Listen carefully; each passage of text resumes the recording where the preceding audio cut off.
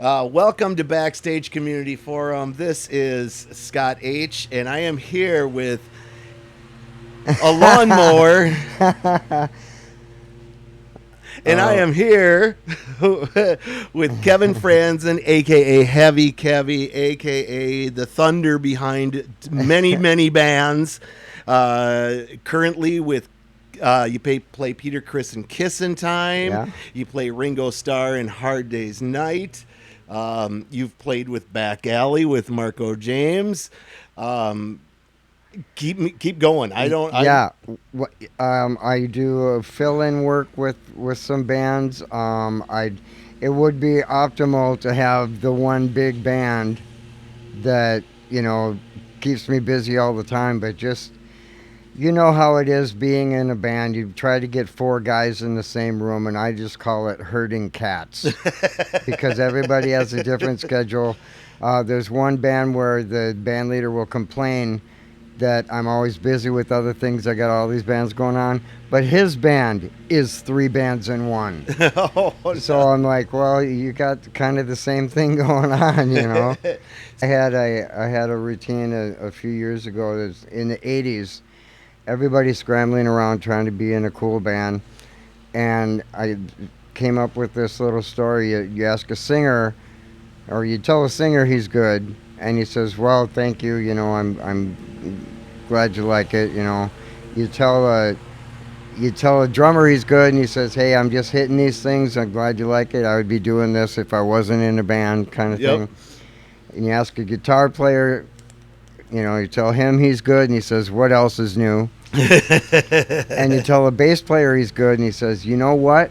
Yeah, I got a thing over here. I'm going to check out these guys, but I will be back. I'll talk to you when I get back. I'll go check out this thing. Because at that time, there was 5 bands for every bass player. There was a bass player shortage. There was in the early '90s. That's because they didn't have a crash course at Schmidt. Yep.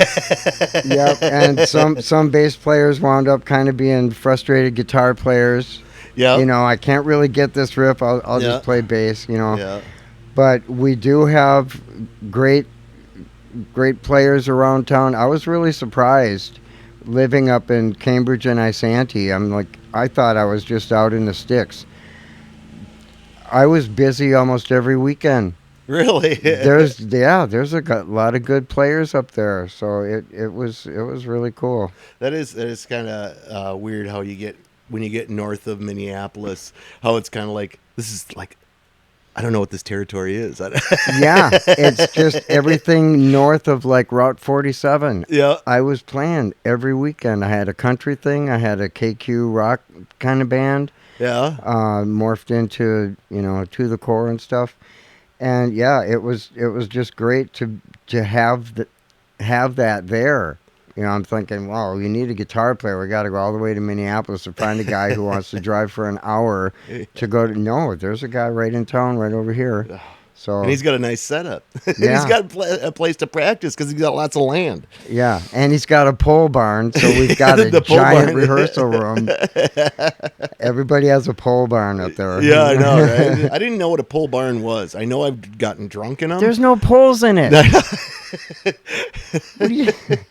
I had one point where there was a band that was they had a stage set up. There was 2 ramps and then a stage about waist high, so you could have this U-shaped thing behind the drum kit. And I thought, oh, this is going to be awesome. And I brought it in. We had this big pole barn, and we're messing around with it. Okay, now we need a big enough place to play so we can use this cool thing. And we just weren't playing those kinds of rooms at that time. I wound up just leaving it behind in somebody's pole barn. It's in a pole if barn. You want to get rid of it, I don't have anywhere to put it, so you're gonna. Or if you need to use it, it's available. It looked cool, and that's the main thing. Yeah. Wow. So, as of right now, your primary 2 bands are Kissin Time and Hard Day's Night. Is that correct? Yeah. Okay. Tell us about those 2 bands. Well, I actually was invited to join the Beatles band from the guitar player. We were in another band together about a year before that with Lasher.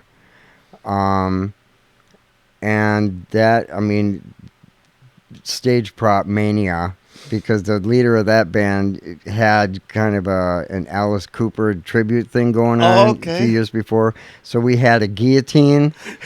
He's an inventor, so he built an electric chair. Really? And yeah, I'll show you the posters and stuff. Yeah. But it made sparks, and Holy on cow. stage we did that. And we And then this is not the Beatles tribute band. this is the intro to the Beatles, Okay. because that guitar player called me and said, "Hey, I got in with these Beatles guys, and you got to check this out. This will be cool." I I knew Beatles songs. My mom had a Mercury Cougar car with an 8-track player. Nice. She had the orchestra version of Beatles songs. Okay, Really? so I knew the songs, but I didn't know any of the words. I knew how they went, and I get in there, and I was playing, and everybody thinks Ringo is this easy drummer. He's Yep. not doing nothing. He's just a timekeeper. Basically, that's true, but because he was pretty self-taught, Mm-hmm. he plays things that drummers today just they don't play it that way. Yep. Right now the formula is, hi-hat on the verses, ride cymbal on the chorus, and the guitar solo. Ringo would play the whole song on hi-hat and a couple on the ride. He's got like 2 songs that I've found where he switches back and forth. Wow. So you really had to delve in to get Yeah. it correct. Well, and the biggest thing was the first 3-4 albums, all the songs were 2.5 minutes for the radio. That's why it was such a big deal for these bigger bands in the 80s to write 8-minute songs. You can't put that on the radio. You can't play what's that, Bohemian Rhapsody. They're like, people are going to get bored and shut the radio off. No, they're not. But anyway, the hardest part was every song was either doonka do doonka or doonka do doonka or doonka doonka doonka or doonka doonka da doonka. It's the same beat through the whole song, but I had to remember which song had which beat. Oh my gosh. Because Paul McCartney just plays all over it, and that was kind of the same with Kiss. The bass drum has the foundation, but the bass isn't necessarily locked in there. He's walking all over the place. Oh, okay. He's moving. So that was it. You really got to memorize which beat you're playing. I'm going to link 2 videos to this video because you're saying this, because my friend Mike from Art of Guitar, he's got 2 videos. One's about RIngo Starr being a good drummer, where he shows the differences of how people play it and how it's supposed to be played. And then he does the same thing with Peter Criss. So I think that those 2 videos will link really nice. Well, one thing with Ringo also, he was left-handed, and all he saw was right-handed setups. He didn't know you could play a left-handed setup. Okay. So some of the fills that he does, you got to lead with the left hand to do it. When you're doing Come Together, Yeah. it's floor tom to rack. yeah, Everybody yeah. goes diddly-biddly-biddly-bit. Yeah. And he's going biddly-biddly-biddly-bit. But he's got literally bath towels on the toms. You can't tell one note from another. So people can get away with doing it that way. But you got to lead with your left on some fills because he's it's left-handed. kind of a train wreck with your hand. Yeah. That's crazy. I never knew that. I think we just got our first short, by the way. Yeah. He also, they played in this room called the Cavern Club, and they literally played 6 or 8 hours a day. So he got the endurance going. He's got some quick drum beats and a song called Old Brown Shoe.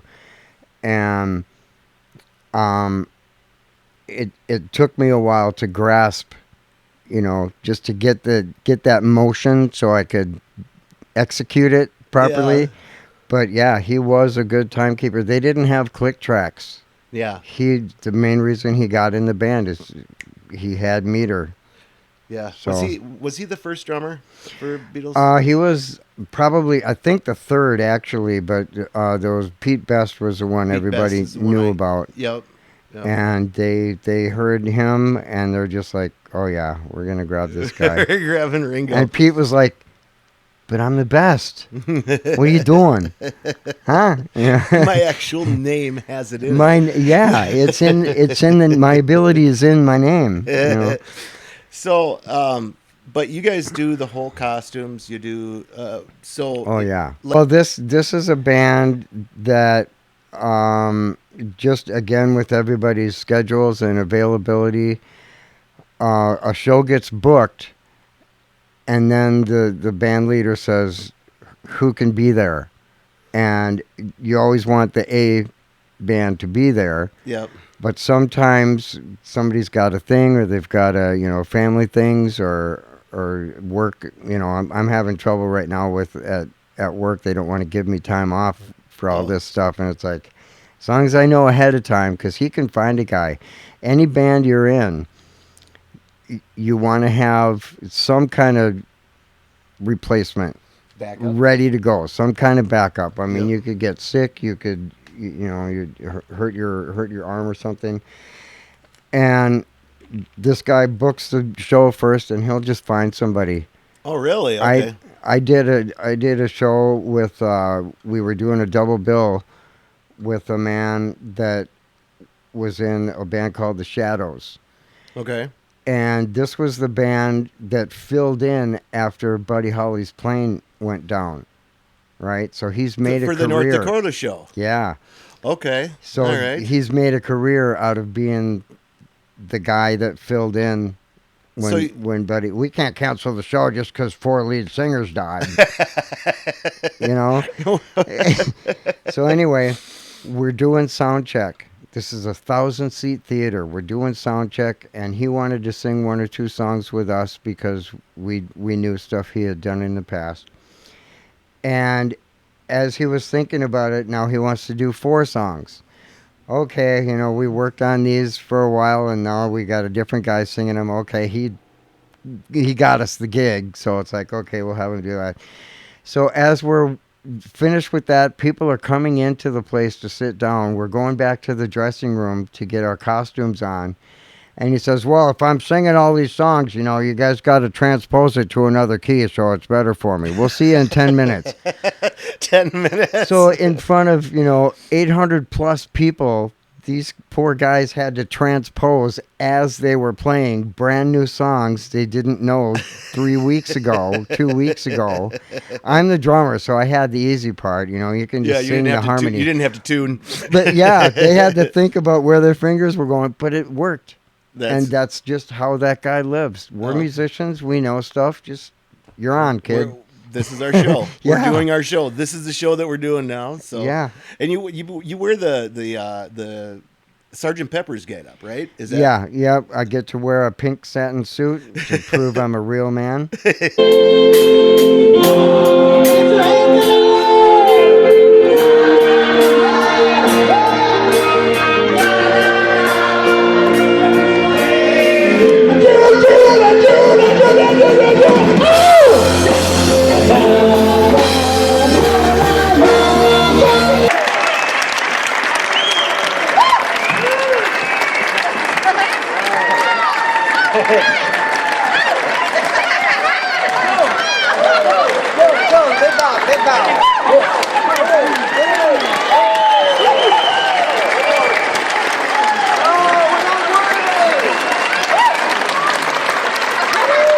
Thank you so much. We're going to see you out front.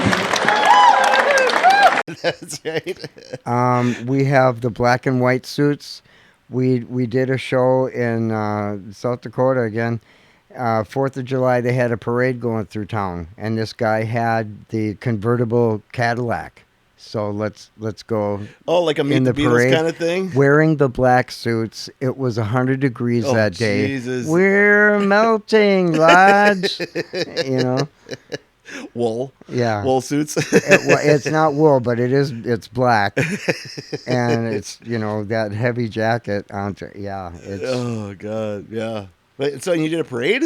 As the yeah. Beatles? Or is it? Well, that was just we weren't playing in the parade, Yeah, you just. but everybody knew we were in town, and Oh, that's awesome. we had a really good show, and we had another friend of ours with us, a friend of the keyboard player or something. And I'm like, yeah, this is really great. Everybody likes our stuff. They're singing along. And he's like, well, we're kind of out here in the sticks here. Maybe all they know is Beatles music. And I'm like, we have YouTube, we have cable, we have... You should get this internet thing. Yeah, you guys should think about that. We have a radio. There's tons of songs. You don't have to play your Beatles cassettes all day. The record player that just goes to the next one. Just, yeah. So, you go a lot of distances then? The farthest I have gone with the Beatles band, we go into Iowa, North and South Dakota. We just did the North Dakota State Fair in Minot. That was pretty cool. Wow. And Wisconsin, I think. Oh, the farthest we've gone is Upper Michigan. Oh, okay. And in the town, they have a marker for how high the snow was.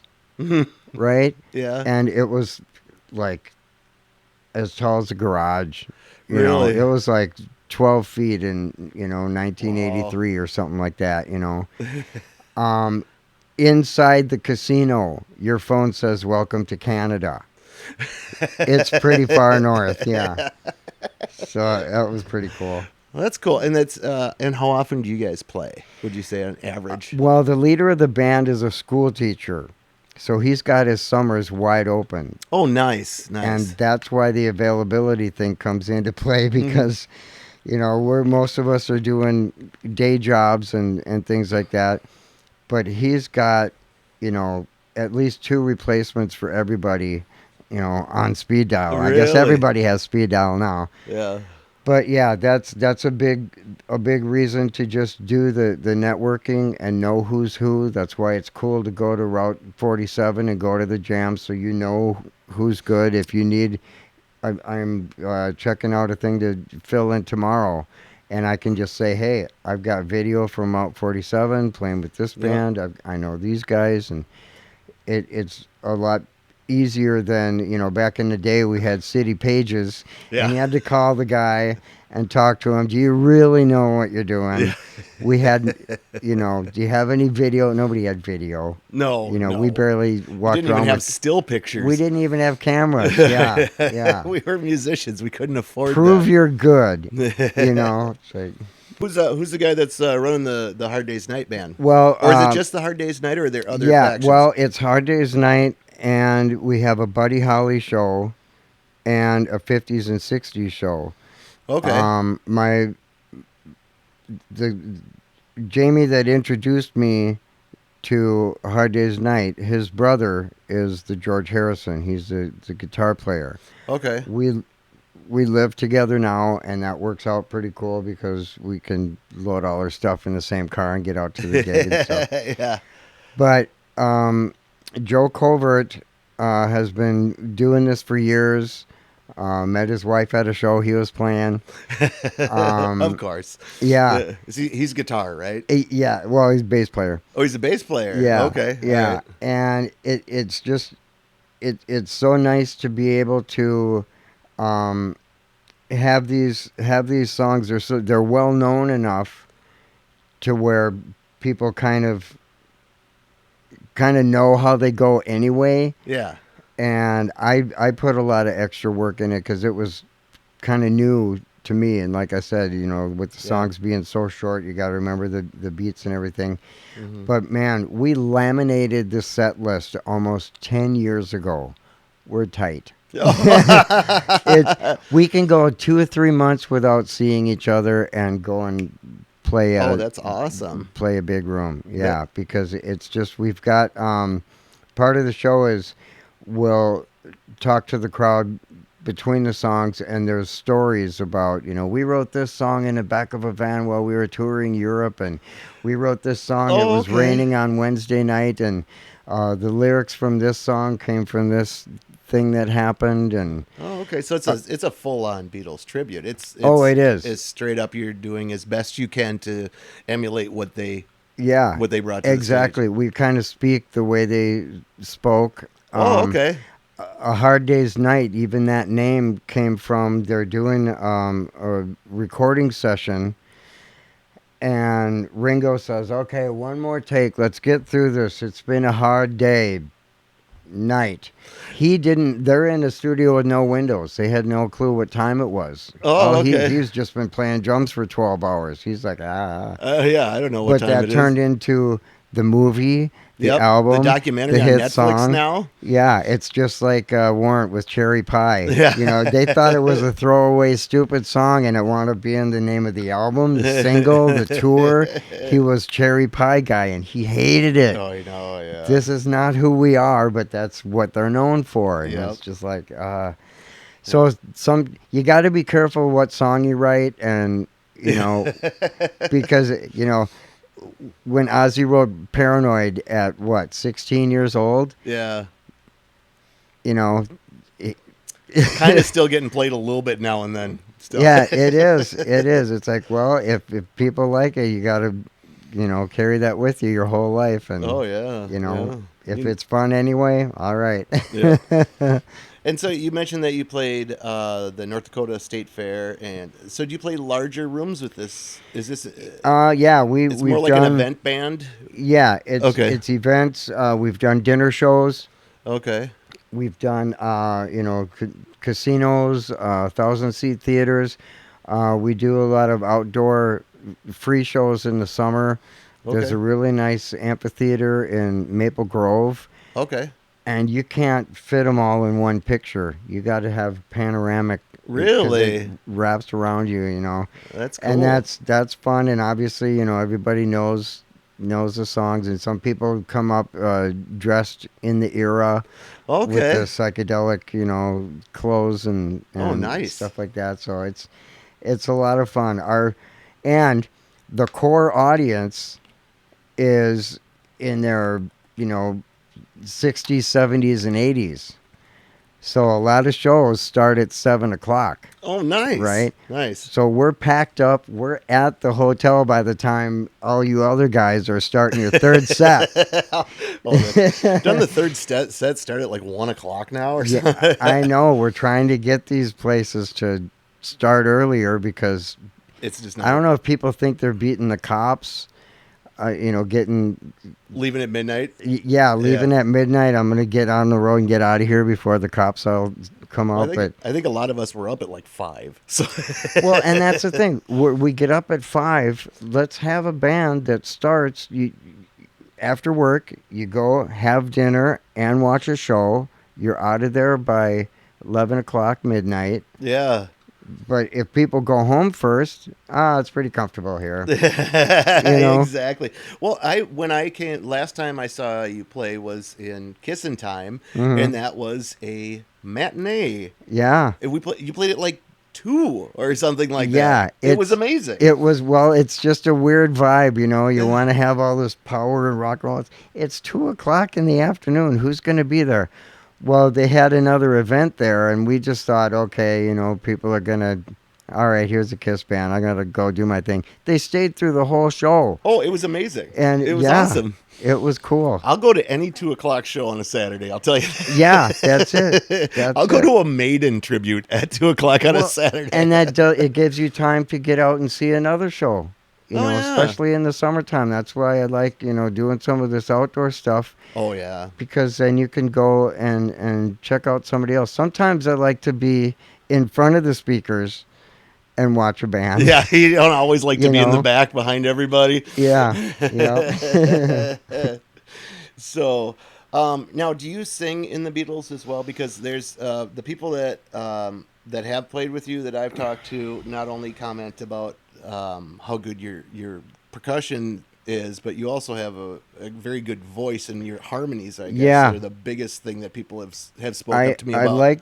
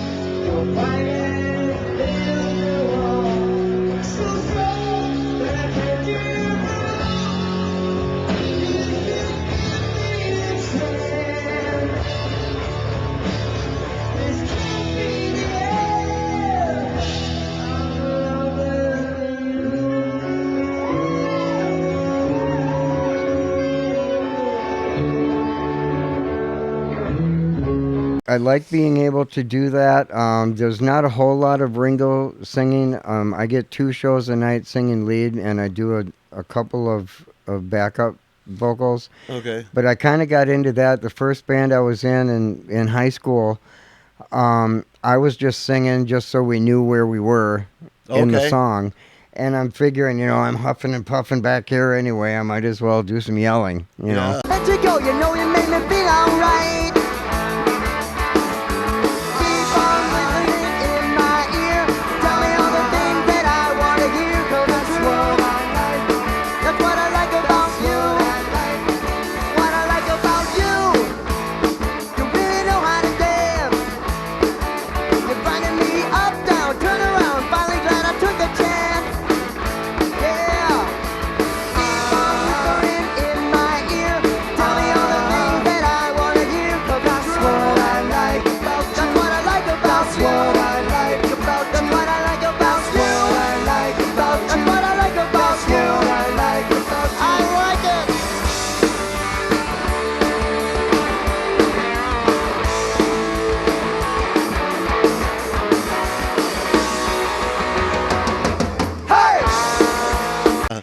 And I got into one of the bands in Cambridge was a country band, and they were really big into the harmonies. So I figured out how to breathe, how to pace yourself. A few years after that, I was singing lead in another band, and you just got to pick. If you got something that's kind of hard on your voice, you only want 1 or 2 at a time, and then you want to take it easy. Yeah. Then you want to have the tempo, the feel of it, so it's not all hard stuff and Yeah. or all mellow. You want to kind of have an ebb and flow to the set list. Crowd control. Yeah. We played. I played a song, and we did the cool hit song, and everybody's energetic and dancing and stuff. And I'm thinking, okay, we gotta bring it back down so we can wow him again at the end of the set. Yeah. No, lead guitar player starts a heavy song. He started like Enter Sandman, and I'm like, save this for later. Don't. He's like, oh yeah, the crowd's up, Porco. Man, it put them over the edge. People's kids were climbing up on the speakers and knocked them down into the mud. That was another outdoor show. And I'm like, yeah, you keep pushing them, something's going to give. Oh, yeah. Today it was a 10-foot stack of speakers. So have you been singing? So you've been singing since you started? I took choir in high school, and I Okay. actually missed 9th grade gym because I wanted to be in choir. So I had to take 2 gym classes in 10th grade. And I'm in 10th grade gym, and I had to take 9th grade over again, and everybody's like, "You failed, Jim." I'm like, no. I decided There's not an to. asterisk next to it. There is Yeah. a story. I decided not to go to ninth grade, Jim. I chose not to participate. Yeah. So okay, well that's cool. So you are trained in your vocals and I mean everybody knows how solid you are as a drummer, and so it's nice to hear that you really went and put the time in on RIngo, because I can see a lot of people sitting back and just saying, "Hey, it's RIngo Starr." Well, You know what I mean? yeah. When you're learning new material, it's not so much playing the song, but I listen to songs that I'm not going to play by them just to get a feel for their style, and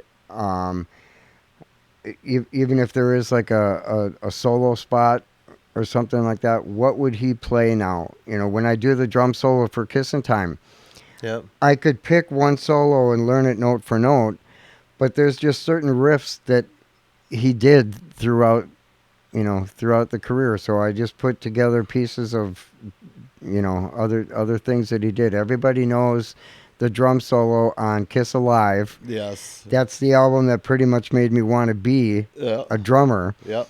Yep. I was at my 100,000 years, right? Exactly. Yeah. Yep. My friend had a vinyl couch, and he had a huge pool table, so we'd crank the albums, Double Live Gonzo, Yeah. Ted Nugent, yeah. and then Kiss, and he had a drum kit in the corner, and I'm like, hey, what's going on with that? Oh, it's my brother's drums. He doesn't want you to mess with it. So I picked up the sticks, and I would play on this vinyl couch, and there's different notes on it, different sounds. I could duplicate that whole solo, and the whole solo is just different accents. Really? Everything is, and I'm like, I can do this. This is something I could do. And then he was surrounded by all the toms and everything. So after a couple of weeks of that, his mom and dad were listening to me do that. I came home from school, and that drum set was in my room at my house. How? It was my friend's drum kit, Yeah. but he just wasn't interested in it. And so you just brought it over? I don't know if he did it or the parents did. Hopefully they talked to him first. But his dad was his dad quickly threw it into the Oldsmobile station wagon, and it was over. They didn't even close the doors. He just got it out of the house. This is a bass guitar. You can have this. We're gonna get these. Here's a nice mandolin. Yeah, and we'll show you that kit later. But and I just went on from there. I learned a lot by ear. I did take lessons from Elliot Fine, who wrote one of the premier drum books that you learn from.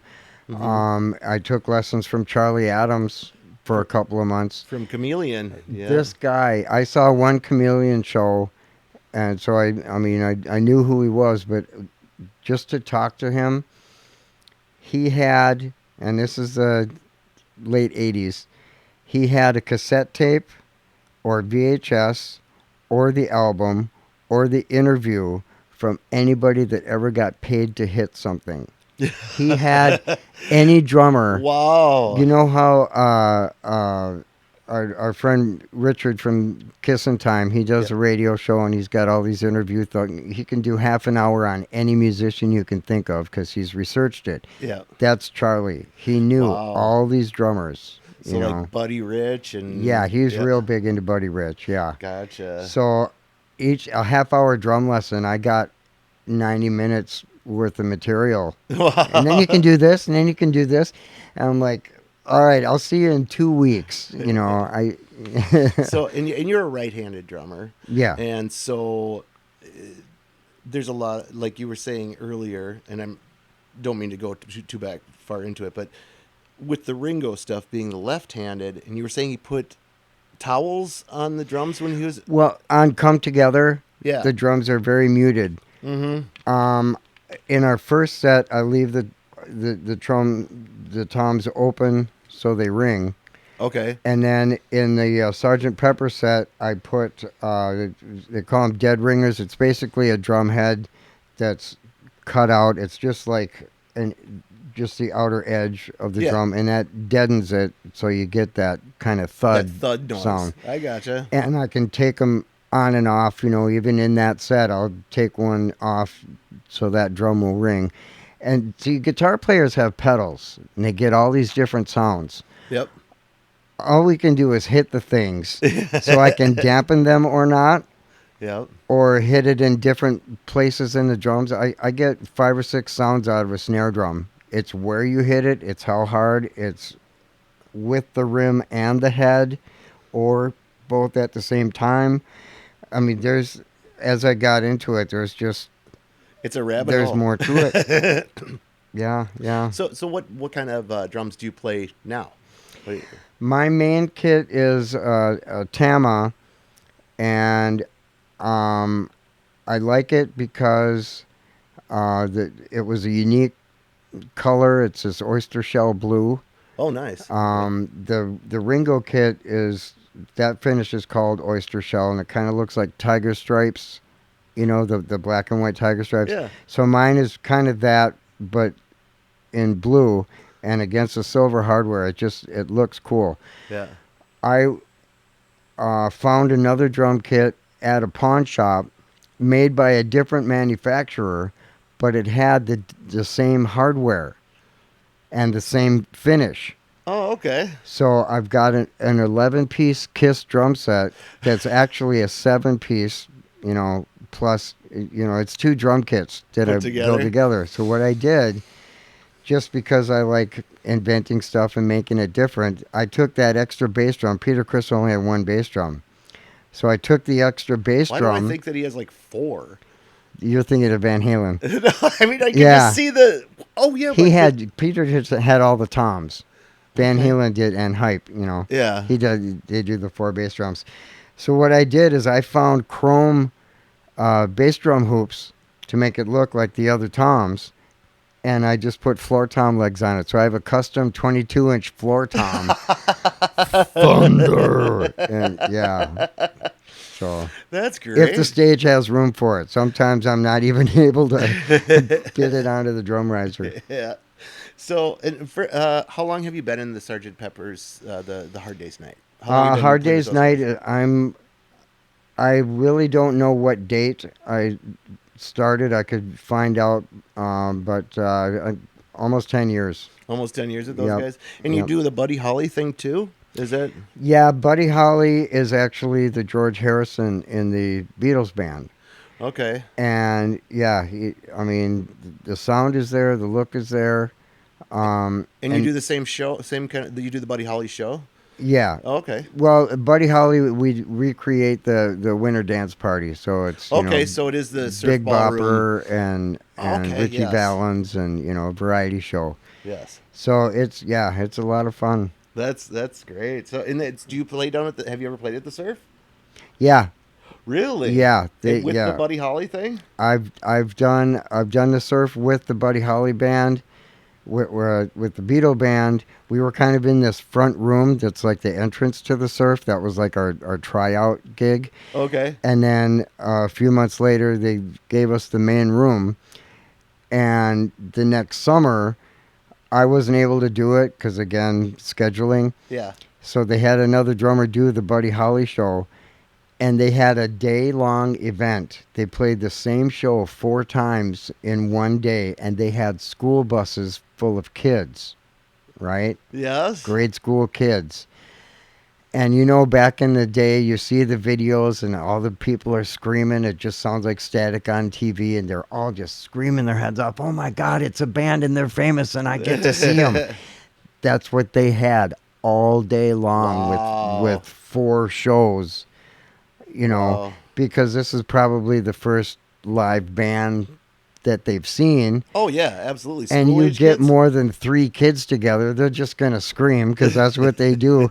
So they're playing for like 400 screaming, freaking out kids. And they're just like living. This is what Buddy Holly had when he played there. That's what it was. And what a night, Yeah. So, crazy.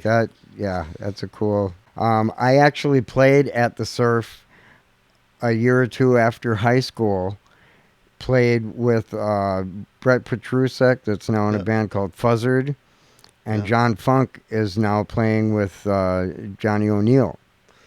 Okay. And we did, it was a battle from of the Dare Force, bands. Yep. Yeah.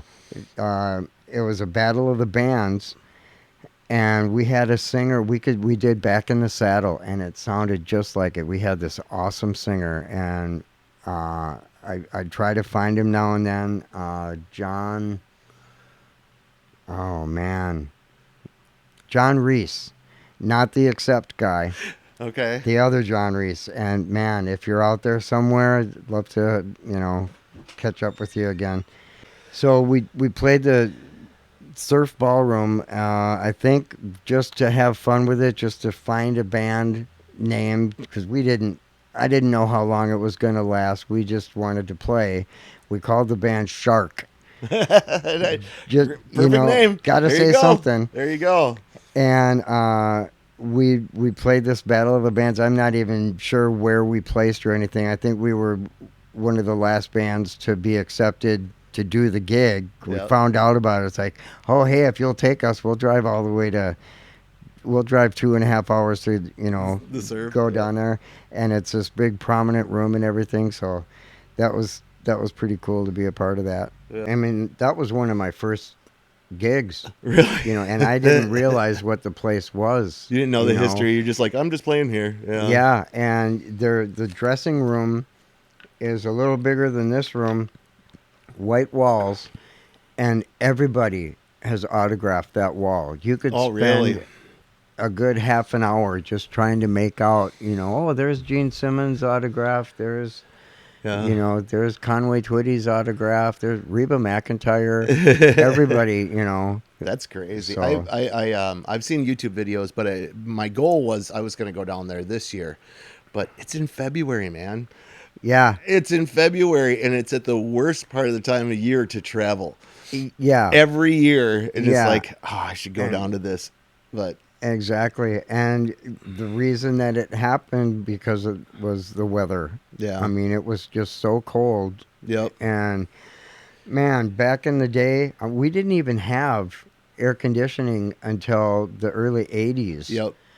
So in the summertime, everybody was boiling on stage, and with the lights and everything, everybody's all sweaty in the first song.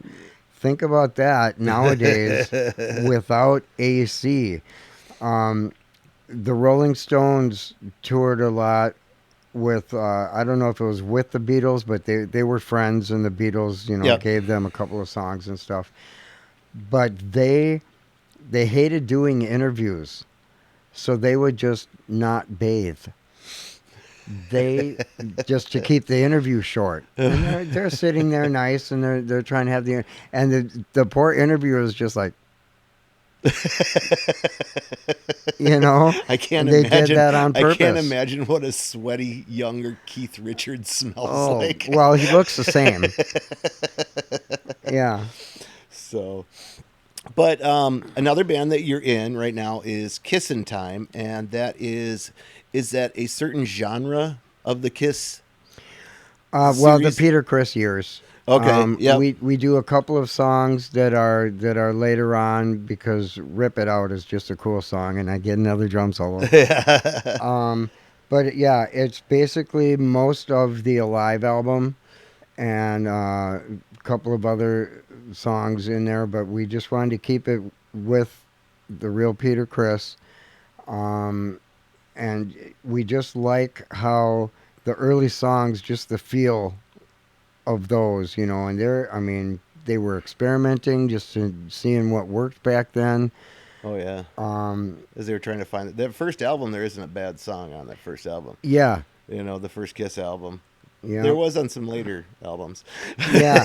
Well, the outfits, is the fun part. We do, the 1975, we just graduated to the Destroyer outfits. Okay. So I'm making my Peter Criss outfit, and I can sew, but I don't do it. Yeah. And this is stretchy material, so I just glued it on. Okay. So I just used this glue that you iron on, and Okay. that doesn't give. Oh, it So I doesn't. got to be careful putting that outfit on because I don't want to, have it come apart and stuff. But it turned out pretty cool. I made the shiny necklace and stuff. Okay. So it works out pretty good. But on stage, Peter just had regular boots. You could. I've seen Sheila E. play with high heels on, Yeah. right? Okay. But big Peter Criss boots, and Ringo sits up pretty high. He's Yeah. almost standing when he played. He wanted to be as tall as the other guys. But Peter Criss would need that if he had those big boots on. So we do the ta-da at the end of the show, and I'm like 2 feet shorter than the other guys. Like, I'm in the band too, you know. Yeah, and you play primarily pretty much anything that you'd hear off like first 6 albums, maybe. Yeah, Yep, and those were pretty much the ones I had. After a while, as things became more available, especially online, I don't buy a lot of albums now Yeah. because it's just available. Some albums I'll get because I know this is cool. I've got to get this CD, Yep. and vinyl is in the stores again now, so I like that too. I'm replenishing my collection. Most of the albums I own came from No Name Music Store. That was Yep. right by my house. No Name Records. Yeah. No Name Records, and they just had everything. You run across the street to Dairy Queen. Got my Cool Docking album. That's I'll right. go get a Crunch Cone. Yeah. Oh yeah. That's right. I remember I got Animalized there when it Yeah. came out. That was pretty cool. Yeah, No Name. I go up there still frequently. I Yeah. like that place. They do their Kiss days. Yeah. Gonzo came for the last one. Yeah. And walked around. And he was a huge hit because he was in his full Gene Simmons Oh, costume. yeah. And I keep having other gigs. I haven't been to one of those yet. They Oh, keep really? scheduling it on a day that I've got something else going on. So I've been missing them, all these. Little thing, but No Name Records. You went up there and you got your Kiss stuff. And Yeah, it's nice that they have that. There's a music store in Georgia where Kiss did an in-store meet and greet, right? And I've seen the pictures before. My mom lived in Georgia, so she found an autographed picture, and gave it to me for Christmas and stuff. But it's a different shot that I'd never seen before. I'm like, I know that room. I know. So that's kind of cool to have another piece of that. Oh yeah, that history. memorabilia. Yeah, that's cool. Now, do you use the in-ears when you play? Yeah, I like using in-ears because you can even get an app on your phone and really fine-tune the mix. Okay. It clears the front stage, so you got more room for your cartwheels and stuff on stage, and you don't have the mics feeding back. It's Yeah. just when it works, it's awesome. Sometimes there's still problems with it because it is electronics. Yeah.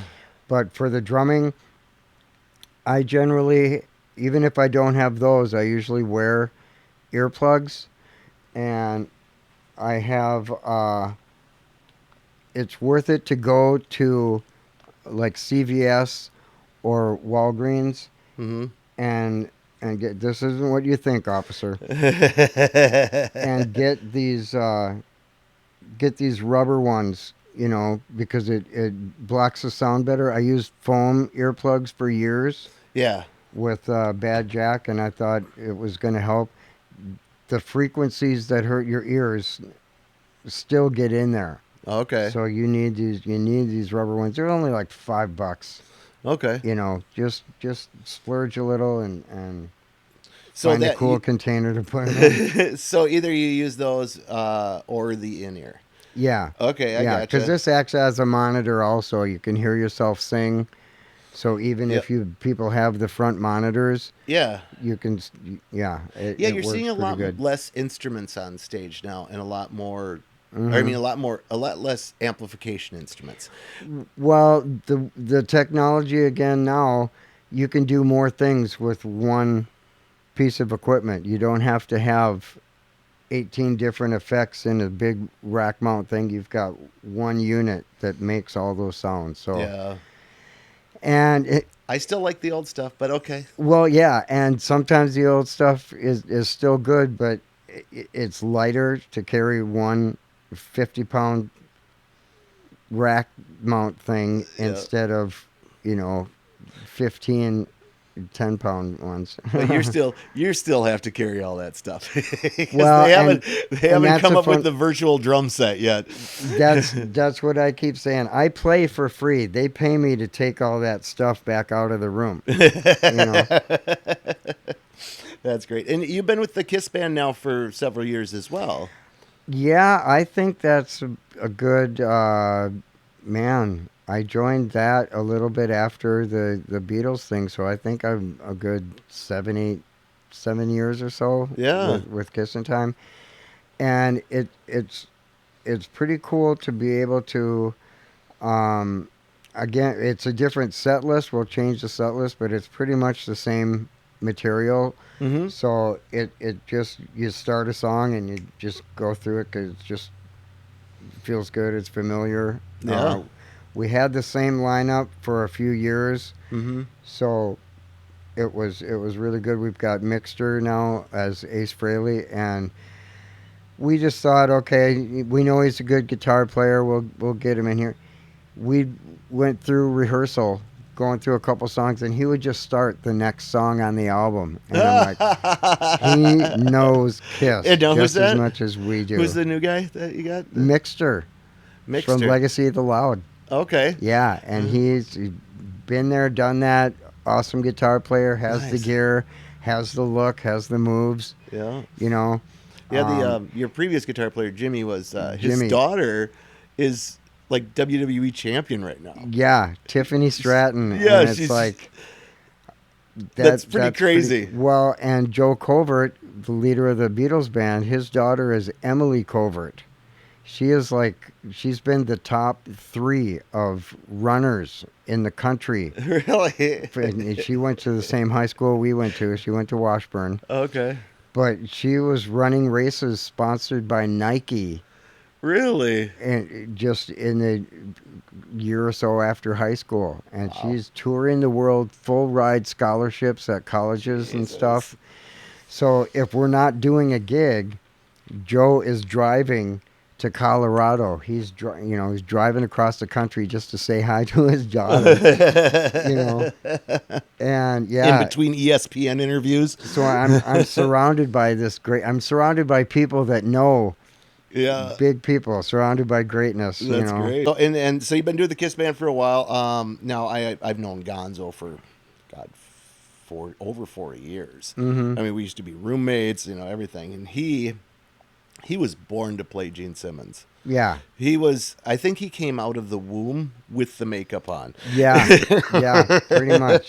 He's got the look, he's got the sound, Yeah. and the outfits. He does a lot of his own work on Yeah. the costumes. He makes the boots. Yep. And that's an art form right there. And just attaching the heels to the bottom of the boot, sometimes you have to take the whole cover off the top so you can put screws in and hold that on there. Yeah. It's very involved, and it's an art form too. It's construction. And you do the Kiss show. I mean, I've seen it several times now. I love it. Yeah, the whole stage looks just like that Kiss Alive album cover. Yep. And that's what kind of sealed the deal for me. You I gotta wanted get to be in the somebody- band anyway. You got to get somebody to take a sheet and make the banner. Yeah. And stand in front of the. I just saw a picture of those guys. Those guys are 50 or 60 years old Oh, they now. got to be at least 60-something Probably now. 60-something, but yeah, they're holding up the sign and making the pose and stuff. So, and I'm sure Gene Simmons tried to buy it from them, so hopefully they at least rent it to him. No, he didn't try and buy it. He traded something. I'll give you yeah. 4 pairs of rock and roll over underwear. Yeah, yeah, 3 Kiss commemorative plates. yeah. But yeah, so you guys, I love the fact of how dedicated you guys are to doing as close to original as you possibly can. Yeah. You know what I mean? To bring an actual show is that because that's what people are looking for when they want to go see a tribute band. sometimes they just want to hear the music, but That's it. Well, and they want to feel like they were there. Yep. And sometimes you can play and do your own thing and have your own moves. When I'm Peter Criss, I have to remind myself, no spinny sticks. I throw in one or two just because that's me. But yeah, don't spin the sticks. I'll toss one up in the air at certain times in the show. Yep. But Peter didn't do that stuff. He just played played. his thing. You got to be the character. RIngo also, moved the way he moved. RIngo had a swish back and forth, very ergonomically efficient. Okay. For how he played. Most people are up and down like this, and he just had this motion. One of the first drum teachers I had showed me that you want to swipe the cymbal, not just dig just into it. crash it? That's where Okay. they break, is slamming into it. I'll hit it sideways or come around, and I have this move where I'll come around and make the stick spin, but I'm hanging on to it. I'm not like twirling it in my fingers, and it looks cool. It's efficient, for my hands, for the movement. And with the Kiss show too, there's just certain things that he did, and you want to duplicate that. There's certain moves. Everybody had their own character. That was the fun part with them, that everybody has their personality. So That's great. That's great. Yeah, because it is a very authentic show. Oh, do you have any other bands that you're playing in right now? Yes. I do have Steel Bridges is a country band that I just joined, and it's a lot of fun because it's a little bit different genre for me. Okay. And, the song, it's all upbeat and danceable. 2 female lead singers. I've never had female lead singers before. Pro gear, pro show. We did 2 shows in one Saturday a couple of weeks ago. We were packed up and driving away in half an hour. Really? That was impressive. Yes. They know their stuff. Full show. We had a flatbed trailer for a stage. Yeah. And full show and all of that stuff. And yeah, we were as quickly as I could break down my drum kit, they had all the PA and everything else packed up too. Crazy. So that's my new record, is half an hour. So you so what is the name of that band? Steel Bridges? Yes. And when do you guys play? Is it like kind of like the Beatles with the summer thing?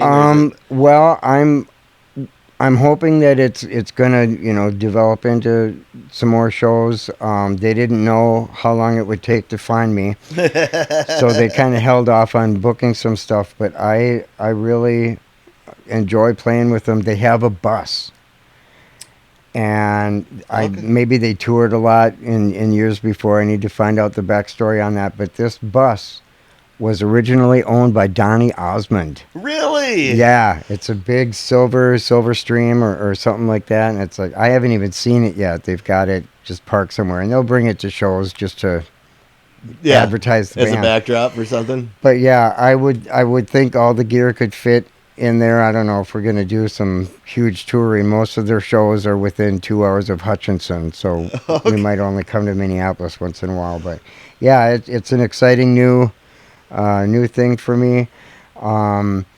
They're introducing playing with a click track to me, and I usually use a beats per minute app on my phone, so I can look at the numbers and I know if I'm in the zone, but it's not a click to listen to. So I've been using that for years, and I could play with a click. I haven't done it a lot. Yeah. But yeah, you really kind of, it's fine tuning a different kind of avenue, because if you've got keyboard parts, some bands have the light show time to it. A lot of people complain that Kiss does the same song the same way every year. That's because you've got all of these other things involved. You have to play. You have to stand in this spot so you don't get torched by the flash pots and stuff. So yeah, that's just part of the deal now. Wow. you weren't born a drummer, were you? Yeah. Actually, I started on guitar.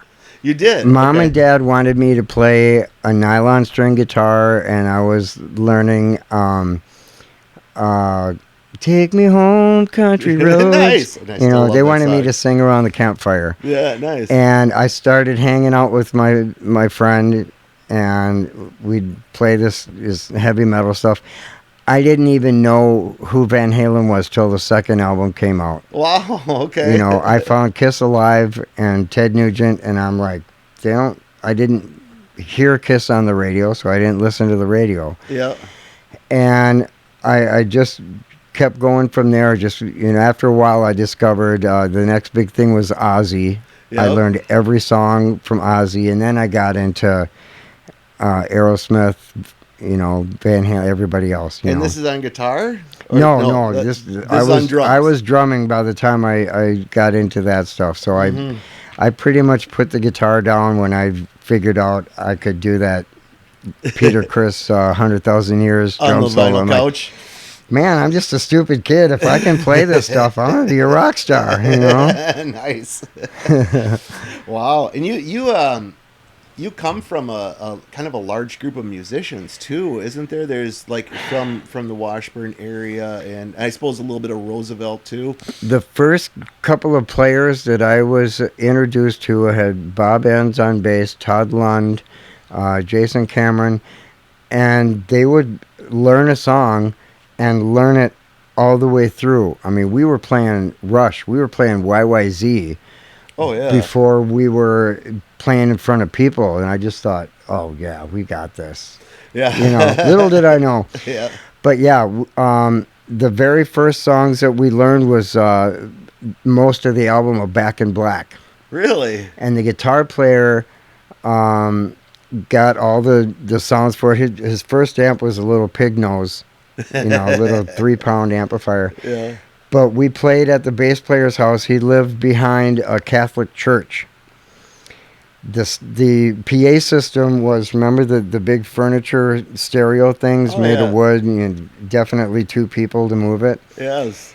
And we found out that if you took, we had the black box cassette tape recorders, that microphone that came with it, you know, just plugged in like headphones. Okay. Yeah. If you split those wires and just attach them to the speakers, that makes a microphone, and we could sing through that stereo system.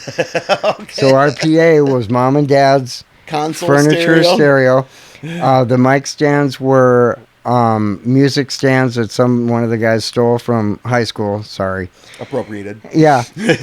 Allegedly. And Scotch tape holding it on there. Yeah. You know. But we would open the windows and scream Back in Black for everybody going to church on Saturday. It's Saturday. Why are you going to church anyway?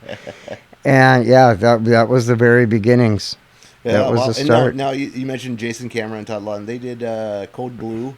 Yeah. I remember that. Were you a part of that at all with them, or was that after no, you'd moved on? I think I was probably in Romeo Blue at that time. Okay.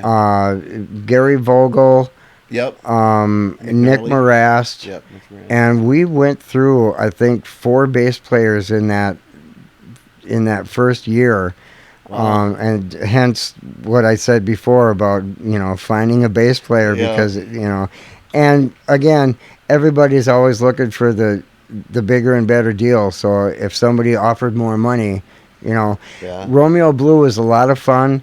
We were half and half, originals and covers, playing at the Mirage on Sunday night. Oh, yeah. That was the only way for these high school kids to go see a live band. It was packed. They told us we had to have 300 people to be good enough to come back and play again.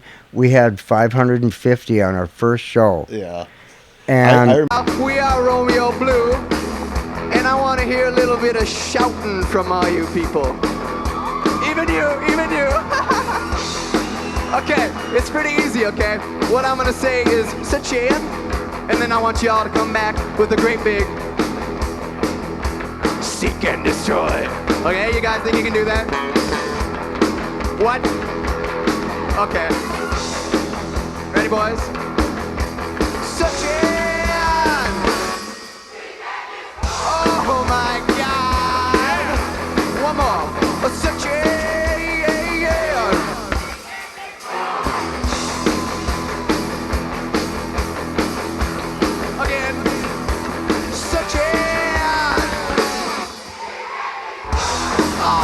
guys are kicking ass. Come on.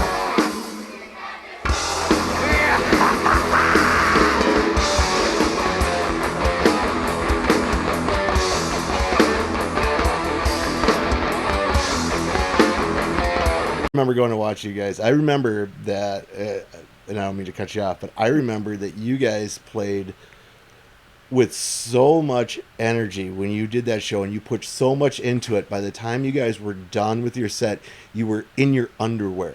You were just down to just underwear. Part of it was just cooling off, and that's part of it was just like to do something different. Yeah. You know, we did our encore, and I just remember that you guys go off, and you're just like, you come up behind the kid, you're just wearing the briefs. Yeah.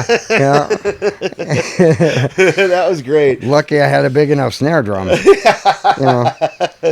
But we had one show where there was a door that you could come in right off the street, and the lead singer comes in on a motorcycle, and then we'd play, you know, girls or something, you know.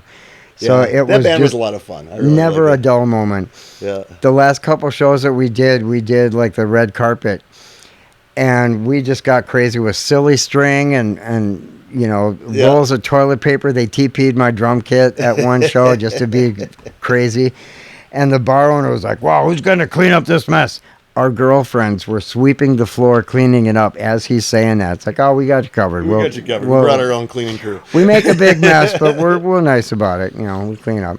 Oh, that's funny. But now before that, though, before you started with Romeo Blue, you were in Angel Eyes. And and now there were some notable players in that band as well. Wasn't there? Yeah. We had John Funk again was in that, and Gary and Nick were in. We had Angel Eyes and Night Lies, so it was two bands that were kind of the same, but wanted to do little bit different things. So we changed the name of it. Gary who was that? Chido. Can't remember his first name off the top of my head. The lead singer, and he just had that 80s raspy kind of voice, you know, and not a lot of singers were doing that at that time, and I just thought, yeah, this is cool, you know, and writing originals, wound up recording at Brian Bart's recording studio. Logic, yep. So that was pretty cool. My roommate at the time was Dave Lamb. Okay. And he was just amazing vocalist, and I lived with him, and he actually did backup vocals on some of those recordings.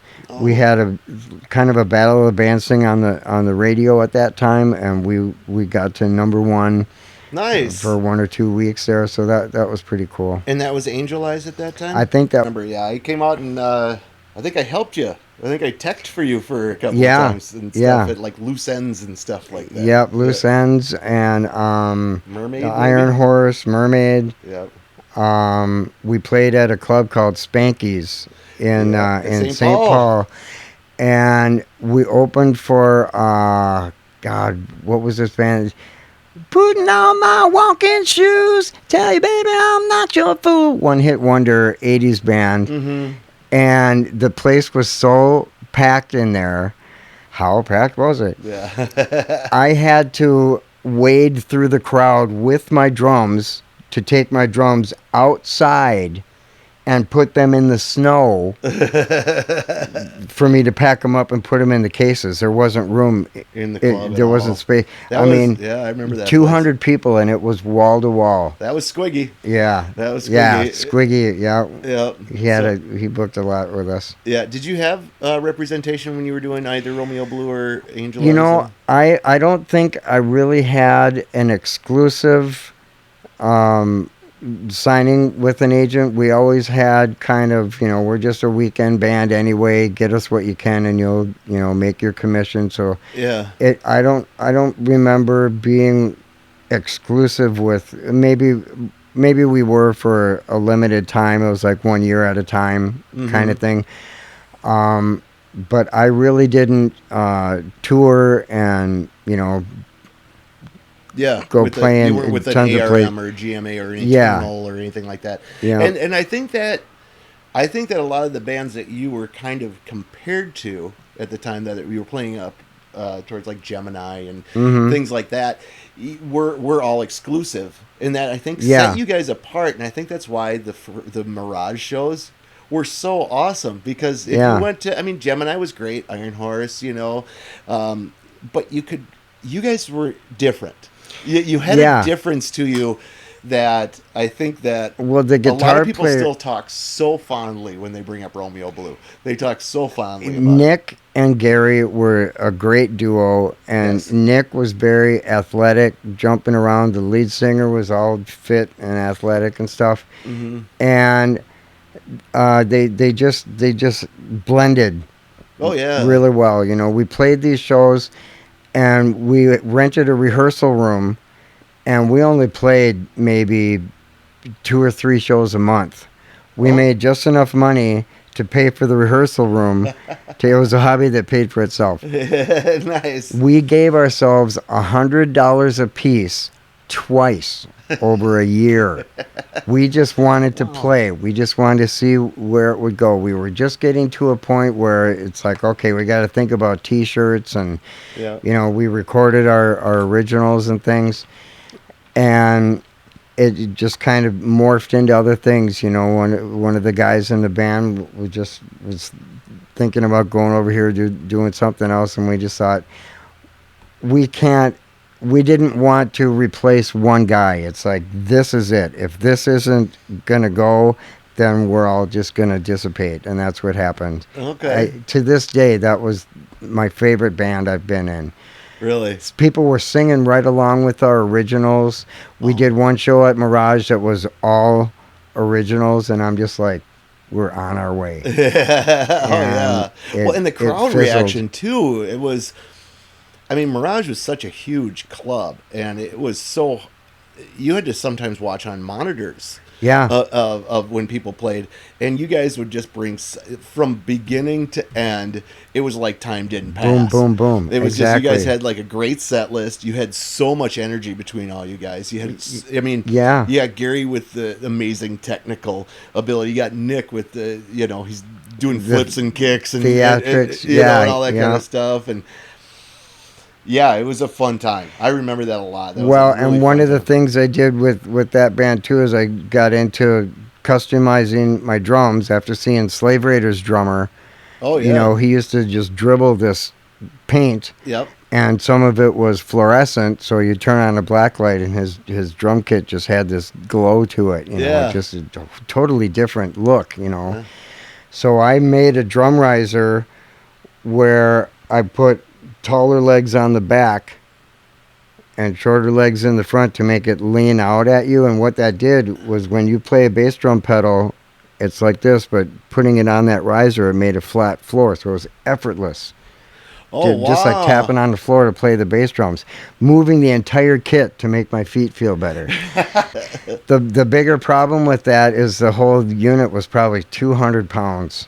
Wow. I mean, it had to be stable. And I actually built that, or had it built when I was in the country band. I communicated the idea for it, what I wanted to do, and that bass player is one of these jack of all trades kind of guys. Yep. And he built it. It's a frame, and then inside that was the main platform, and it had the swivel on it. Oh, so you'd set it up and be flat. Set it up and be flat, and then put the pipes into it to adjust the angle for it. And he built that for himself. He was a big guy, so he made it sturdy. That's why it was 200 pounds of wood, you know, to do it. And I had to have a cargo van to move it. I could never fit it in like a regular my car now. Yeah. Later years, I used just the inside piece flat, and I could fit that in my car. I fit my drum kit into a Volkswagen Fox, double bass drum kit with that riser. You know, so I was pretty proud of that. I had a way of being able to look at things and know where it would fit or what I would have to adjust. The floor tom has 3 legs on it, so I took a hinge from a gate and put it on that that floor. So when you open that hinge, that will hold tom leg number 3. So it looks like it's floating. It looks like it's in midair, but there's like outriggers to hold the bass drum. And then that. So I just built it as I went, and it looked cool, but after a while it was just so cumbersome to carry around. Yeah. You know. Yeah. Well, you know, I mean, I suppose when you do some shows that were full weekend.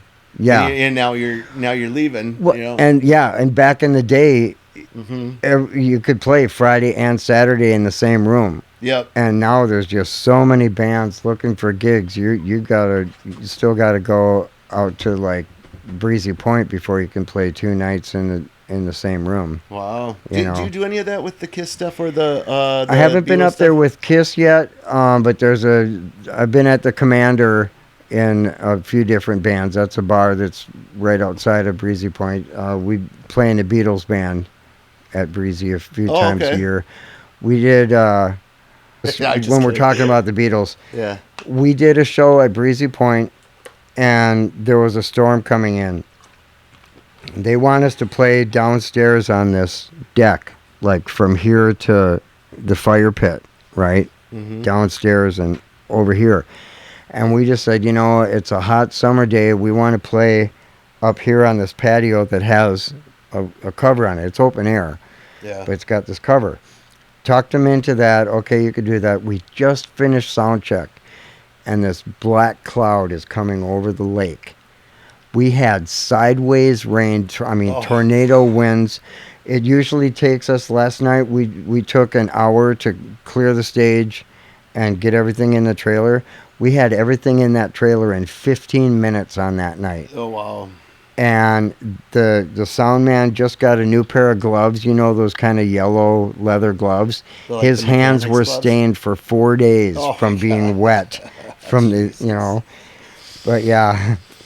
Wow. That's my breezy story. It was very breezy that day. So, all right. Well, so you started out, just to kind of recap, you started out with playing on the Ethan Allen version of drum kit, which was the leather couch or the vinyl couch. Yeah. And you moved on to several different drum kits, and I'm guessing the first real kit I had was actually a black Tama kit, and I bought the 5-piece kit, and then I bought some higher toms to go with it, and then I bought the bass drum. And then my drum teacher turned me on to a gig, and I thought, man, I'm good enough to play a gig. All right. I played with a circus. We did the background music during a circus performance. Okay, so when was this roughly? This is like 1986. Okay, so this is very 86. early. This is pre-Romeo Blue. This is okay. This is before I played in bars. I played in we've got the circus poster here, yeah. Wow. Yeah, and Ringling Brothers. We'll show you the poster. But it was a keyboard player and I just thought about cartoons. Every time they did a trick, I'm playing a groove, and it got to the point where people off stage getting ready to do their act, they're like, oh, he hit that cowbell, we got about 2 minutes, you guys ready? You were the timekeeper for the circus. I was a timekeeper for the show. And we played like theme songs from TV shows. When the magician came on, it was dun dun dun dun dun dun dun dun dun, and rehearsed or improvised? Is this all improvised? Rehearsed to a point, but it was like they had done a few months with only a keyboard player, not having a drummer. Yeah. And then their keyboard player had a heart attack. So they somehow got in contact with the keyboard player at the place where I was getting my drum lessons. And they're like, well, I'm going to do this. Do you want to come with? And my drum teacher says, yeah, I'll show you some riffs you're going to want to use. And yeah, go ahead. And I'm like, you're going to pay me $200 for a show? And it started out in a show called Jose Collet. and we played in high school auditoriums and things. One ring show, indoors. And soon after that, I got into a show called Roller Brothers, and they had a tent. This was a 3-ring. Oh, a 3-ring circus. Okay. I lived in my van, played 1 or 2 shows a day per location. We put on about 400 miles to the next show. They paid for my gas. They fed me. I'm like, oh, you're gonna pay me for this? Oh, I got everything I need already. But and yeah, it was cool. And you toured all over the place, huh? I toured half of the United States. They got me halfway through the tour. I came home from Texas, and this is before cell phones and things. Okay. So Mom and Dad had to contact the home office for the circus and say, well, where's their schedule? Oh, they're going to be over here in 3 days. Okay, it takes 2 days to drive there, so let's get ready. And they met me there. I didn't know they were coming because I wasn't even sending them postcards and things, I'm okay. I don't have to tell Mom and Dad. I'm but they had no idea. So they drove down there to see me. My mom wanted to make a T-shirt. She's just proud of her boy. Took my high school picture and put it on the shirt. And the announcer for the show was just like Foghorn Leghorn, you see. And he'd introduce this act, and this cup is handmade from the finest materials from Bulgaria and crafted by the hands of someone who's 185 years old and knows exactly how to make a cup like this. We've got it here special for you to see tonight. And he called me, being from Minnesota, he just called me the Prince of Percussion. Oh, wow. It rolled off the tongue. I'm like, yeah, okay, I'll let you do that. So Mom comes with these T-shirts, Prince of Percussion, and my high school picture, And so yeah, it was a lot of fun. Oh, so where did you set up when the circus was going on? Were you off to the side? Yeah, off to the side. They'd have 3 rings, and then keys and drums here. At the beginning of the show, they would do a big parade with all of the horses, elephants, tigers, and everybody. Hello, how you doing? We're gonna do a show for you. And I found out early on that elephants and horses will walk to the beat, the timing that you're playing. Really? So I had to pay attention to my meter because he's got to gallop at this speed so somebody can do somersaults on the horse's back or something. If I'm too fast, it gets awkward. If I'm too slow, it doesn't work right. So that kind of told me, too, I got to pay attention to my playing. It is a circus, but you got to do it right, Oh, yeah, absolutely. Yeah. That's so what kind of acts did they have? You said the horses. Did they have the bearded lady and all that? Well, everybody did basically 3 things in the show. There was one guy that had goats, and they would walk on a 2x4 and just to show off their balance and abilities and things. And they're constantly distracted. Goats just eat and poop. That's what they do. Oh, you want me to walk up here? Okay, I'll walk up here. Oh, you need me over there? Okay, I'll go over there. And had them, go in circles or walk this plank or blah, blah, blah. And the guy, it was so funny. He's, wow, man, if I don't have a handful of food, they're not going to do nothing. So I got to remember to bring the food if you don't, elephants, and they are that intelligent. You could just speak to them in a regular tone of voice, and their trainer could just tell them, come on over here. It's time to do this. Wow. Let's wash up. Let's hose you down. Let's do this show. Okay, stand up on your back legs. The tigers and the lions would run around this ring, and they lit one on fire so they could jump through it. So I'm doing, and I had double bass. I brought that black drum kit, and every time they did something, I just hit an accent. Now, when they're in their cages, rollaway cages to go to the thing. Sometimes they would park for a minute to get one of the other ones in there. Tigers pee behind them, and they can aim it. So this other show that we did, he only pissed on me once. I'll have you know. So you are my first guest Yeah. that's ever been on the show. Yeah. That has actually been urinated on by a actual wild tiger.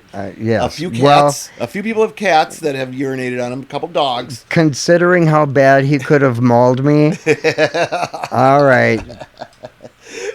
So did they have the acrobats too? And Yeah, they had high wire, they had acrobats, they had a guy on a trampoline that would jump up to the top of the tent. I mean, and this is like 40 feet high. Really? And he would jump up, and we did so a couple of indoor shows, and he would hang on to the girders on the roof of the building. Oh. And man, when you stop that flow, the trampoline is not, moving right. It's like you got to be careful when you come back down. Coming back down onto a rock. Yeah. There was other people that did like gymnastics things, hanging on to each other and making different, poses and things like that. The magician, we had a couple of clowns. Yeah. And yeah, it was wild. It was wild. Did you guys travel together? How did that all work? You're what, like 20? We had like 20 we had a moving van, a moving semi truck for the elephants. Yeah. Trailers for the horses and the and the cats, a couple of motorhomes, and I lived in my van. I had blue velour inside. Looked like an apartment in my van. So I had drums over here. I had a bed. I mean, it was cool. And each place that we played, somebody would get a motel room, and we would just shower there. Okay. But I lived in my van. They cooked food on site. So it was just a camping trip. Yeah, and so it kind of. Was it similar to when you travel with the band, where you all have kind of the same goal, except for this is a much larger troupe? Yeah. And do you talk about like what's going to happen with some of the performers and stuff? Yeah, sometimes somebody's going to introduce a new thing, and they're going to need a song to go with it. So we've got to make sure and write that in, and you got to keep it moving. You're ending this one. They're doing this act, and then you hitting on the crash cymbals, and keyboard and I look at each other, 3, 4, boom, ba-da-dum, ba-da-dum, into the next song, right? Okay, yeah. So while you're playing at this tempo, you got to think of the next tempo and go right into it. Wow. Sometimes somebody'd make a speech or something. It's just like any other band, out of this song into that, and you just get to know.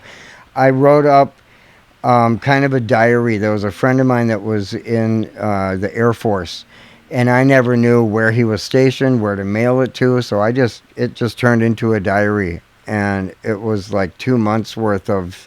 We played this show over here, and we had a storm, and we played a show over here, and it was really hot, and Circus and Carney people are. It's like a civil war, right? What? Because Circus, everybody's a family. Everybody's there for the show. Carnival, they were all out for themselves. You come to my thing and give me your $2 to knock over the thing and, shoot the cork and, and they were just like, if you get both of them on the same lot, there's going to be fights. Really? Because it's just two different ways of doing business. Yeah. I suppose the guy who's working the booth at the carnival he wants to get his amount of money, and whereas you guys are all basically one show, all for one and one for all kind of. How old were you when you did that? This was a year out of high school, so I mean, I turned 21 after I got back from that Now I'm going on tour with the Circus, and Yeah. their first reaction is, Well, we're at home. I was jamming with, Petrusek and some other people, and we're playing Dockin'. Down. You're going where? We're just starting to think about booking gigs and doing stuff, and they're like, okay. And I was living with Brett at that time. So while I'm on the road, it's like, hey, they like me here. I'm going to finish the tour.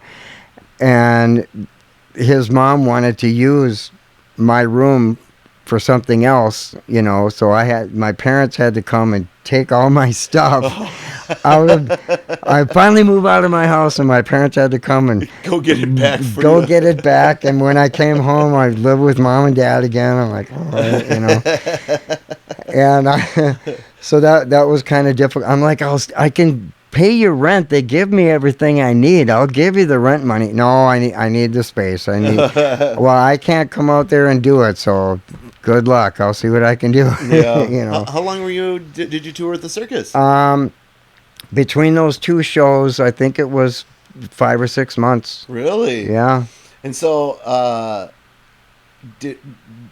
when you guys would say you had semis for the animals, where did they just stay in their cages?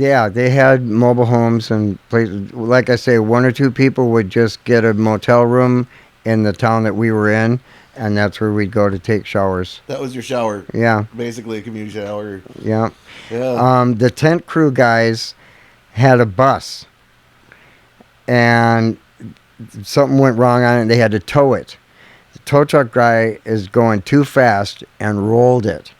All of their stuff is just all jumbled up in a mess on this school bus, painted black or something. It was an old bus. So they didn't have a bus anymore. So the guy, this is long gone. The company's no longer in business anymore. They had to basically keep all their stuff in a U-Haul. So when it's 100 degrees and your living quarters is the back of a U-Haul truck, they rode with other people to get to the gig. But, I was king for a day if I would take my van so they could go get laundry done in this town, okay. And because they didn't have their own vehicles, and really a lot of people would just join the show and just live with the show. I got to fight with my girlfriend. I got to get out of town. So they literally joined the circus, and they helped put up the tent. The elephants would push the big poles to, get a 40-foot pole up in the air to hold that giant tent. So they so it's like Flintstones. Everybody worked, yeah. So did you have to help put up the tent too? No, I did. I pretty much just did my drums. I mean, I would help out with stuff because, we're all friends and everything. Yeah. There was a baby elephant that smelled somebody's dog food and just went into the motorhome to find the dog food. Stepped on the thing, and the whole motorhome just went, There was a tiger cub, and the owner of that cat was in her 60s, and she's like, you better take a picture. This is the last time I've tried to hold this thing. It's just getting so heavy, it's so big. So I got a nice picture with that.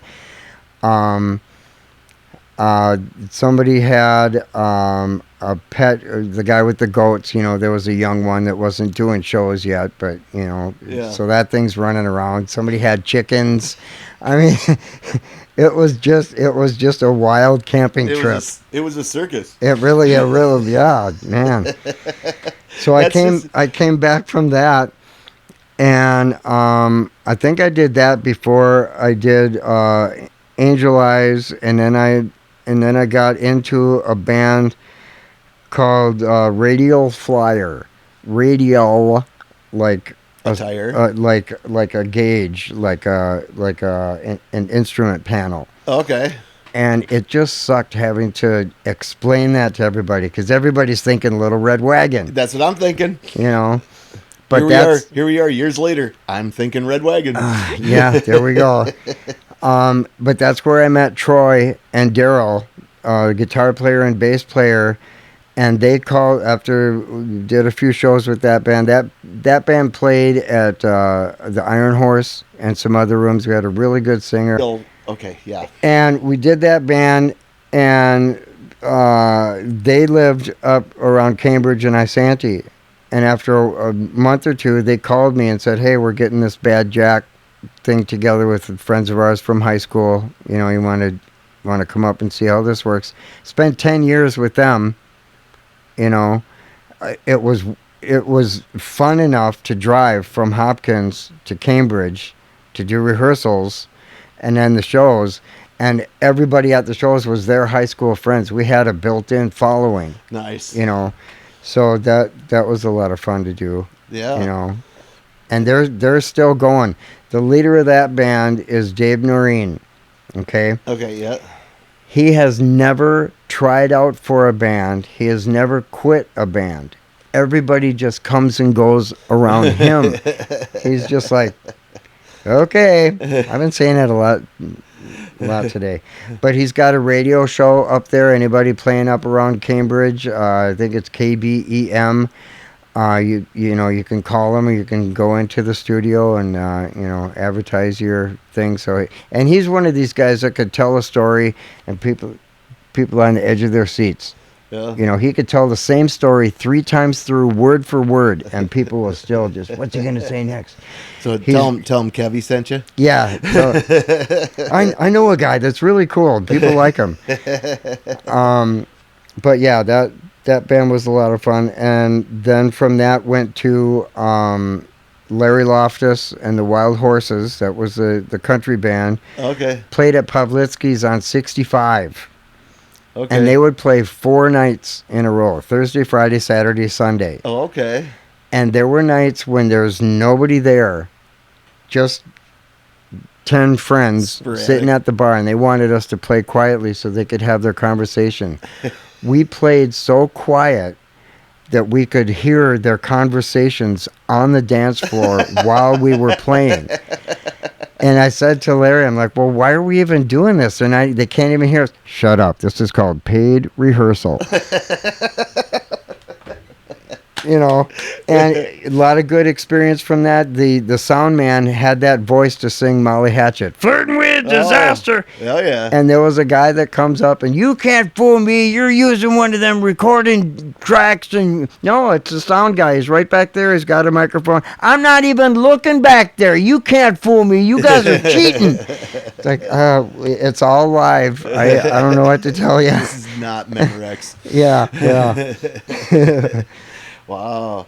And at this point in time, I mean, you're like 25 or something like that? Yeah. I mean, this is like a very... You went from no name in a vinyl couch to immediately just... I barely went 2 months without being in a band. You jumped on a moving train and you just went wherever it was taking you. I took 2 years off after To the Core, just wanted to relax and just got the itch again. What was To the Core? That was... Oh, wow. To the Core was born from Bad Jack. Okay. Troy Castellano was a guitar player in Bad Jack, and he just wanted to do some different songs. And we actually had Daryl, the bass player from Bad Jack. We went out as a 3-piece. I was the lead singer. Okay. And then after a while, we thought, you know, we want a little bit more variety, and there's some songs that kind of get tired, so we brought Dave in from Bad Jack to sing with To the Core. We had Tom Moga on bass on a show. We played at Brainerd International Raceway. That's my favorite advertising video, I guess, for myself. We had 2,000 people. Brainerd Raceway, racing is a very male-dominated sport.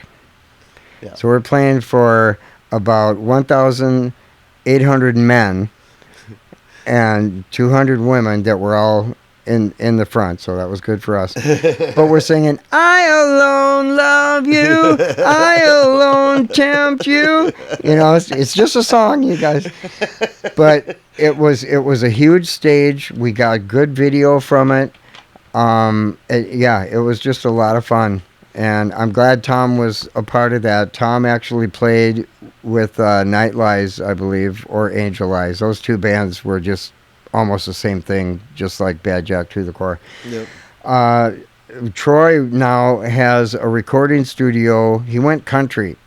Okay. He's got a recording studio in Nashville. Nice. And he'll go to the supermarket or Walmart or whatever and bump into these big touring country artists because that's where they live. Yeah. He's not looking for them, He just played in the recording studio that has the piano that wrote Freebird. The roadie from the band had this riff. Just that. And they heard it and they're like, we're not recording anything else for this record. We're doing this song right now. And they spent like 2 days writing that song. Just hearing him mess around on the piano. Yeah, so he's part of that. That piano actually played on a bunch of other famous stuff. So he's exposed to all these pro people. He's getting some notoriety with the artists that he's recording. They're getting some good views, so.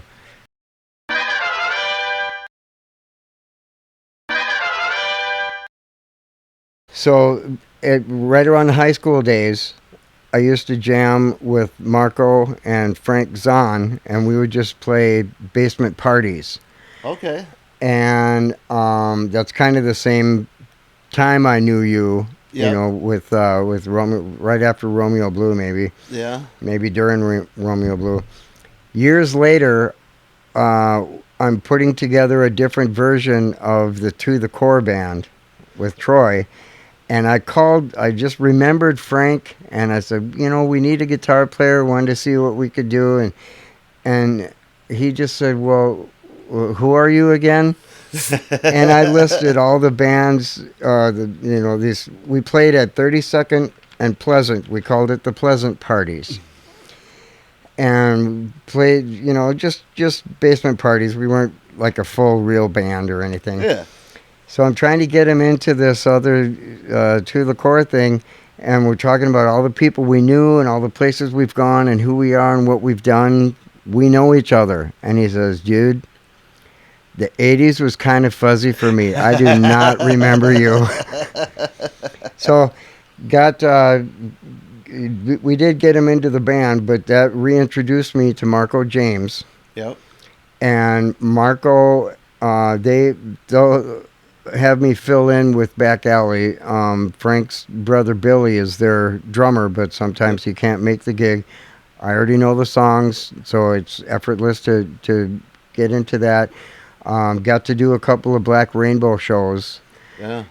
We played not Moondance, Rockfest, doing a Black Rainbow show. Really?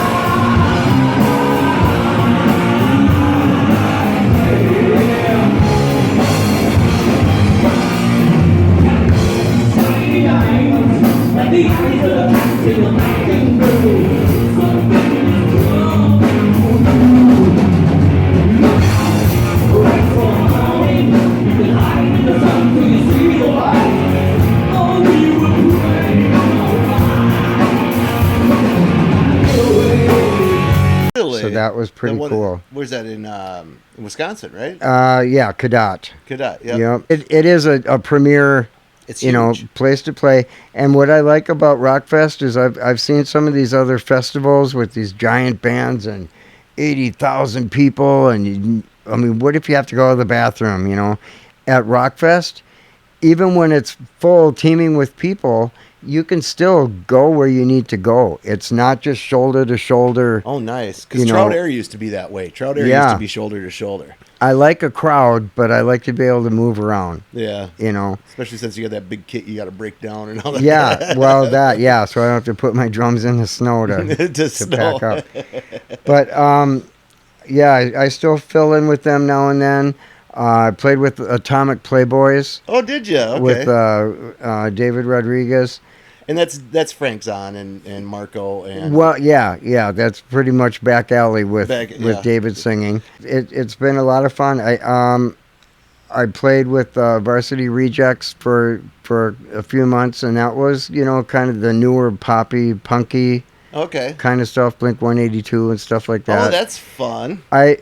You get your style from listening to different kinds of music. You can like this or that, but you want to come up with something that other people are not playing. So if you hear a drum fill from another band that has nothing to do with your band that you're in right now, sometimes it just, you are bits and pieces of all these other songs you've heard over your life, and I definitely have a routine. There's some songs that I play, I move my arms real big. It helps with the timekeeping.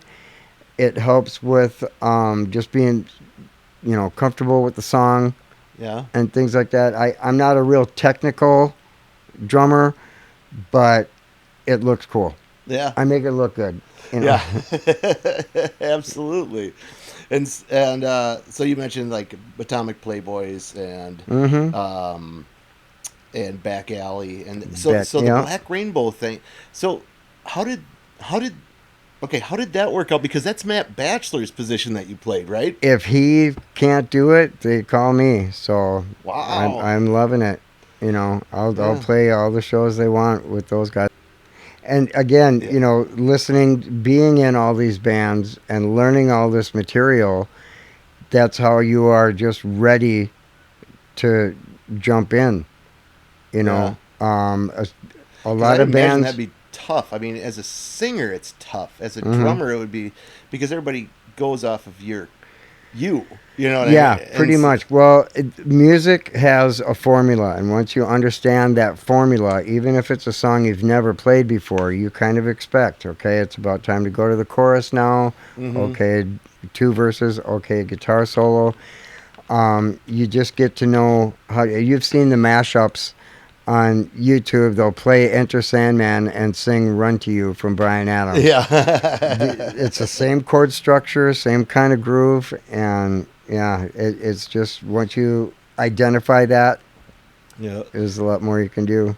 So as of right now, if we were to go and take Kevy's day right now, you could be playing a show as Peter Criss in Kissin Time, which is a very authentic early Kiss tribute band. You could be playing, you could see you, and you could be RIngo Starr. Yeah. And you're playing in A Hard Day's Night, which would be probably second chapter of the Beatles. Would that be probably most appropriate way to say it? Probably second chapter. They did 4 albums before they went nuts. Yeah. But after they took off the suits. Yeah, they did 4 albums worth of material before anybody knew who they were. Yeah. So yeah.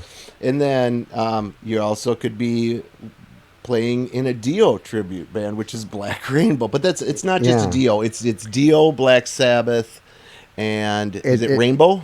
Yeah. Okay, so it's those 3 bands. Yeah. So Black Rainbow is a cool band, cool name that love it. Ties it all together. That is a female singer too, right?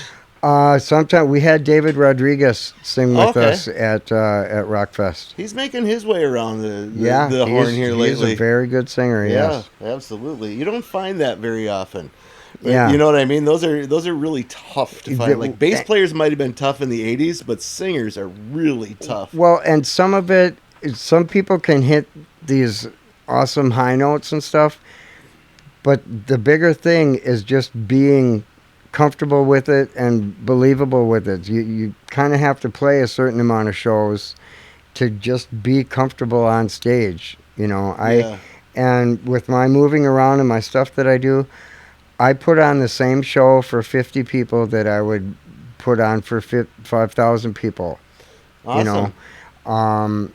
You get in your zone. My eyes are closed at least a third of the night because I'm just feeling it. Really? That's cool. That's cool. I mean, you know where where the gear is. I set the cymbals just far enough away. So, I mean, I'll set it so the cymbal goes through my fingers. So when I'm holding onto a stick, I don't have to worry about hitting the edge of that cymbal, smashing my finger. Oh, wow. So once you have that, That's crazy. So, yeah, things like that. And it just makes it easier to just dovetail into other things. And so so you're only doing 5 bands right now? Yeah, there was a year. Oh, but don't you do something with the Buddy Holly thing too, right? Yeah, well that is part. Yeah, that's part of the if we're naming off a pedigree here, you got to get all the names in there. Even the stepdads and stuff. there. When I did Rockfest with Black Rainbow, in that month, I played with 6 different bands. Wow. In that month, and people are like, how do you remember all these songs?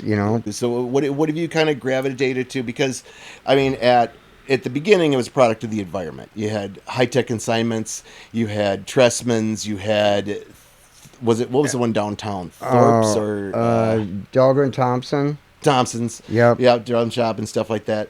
So who was the guy in Bloomington?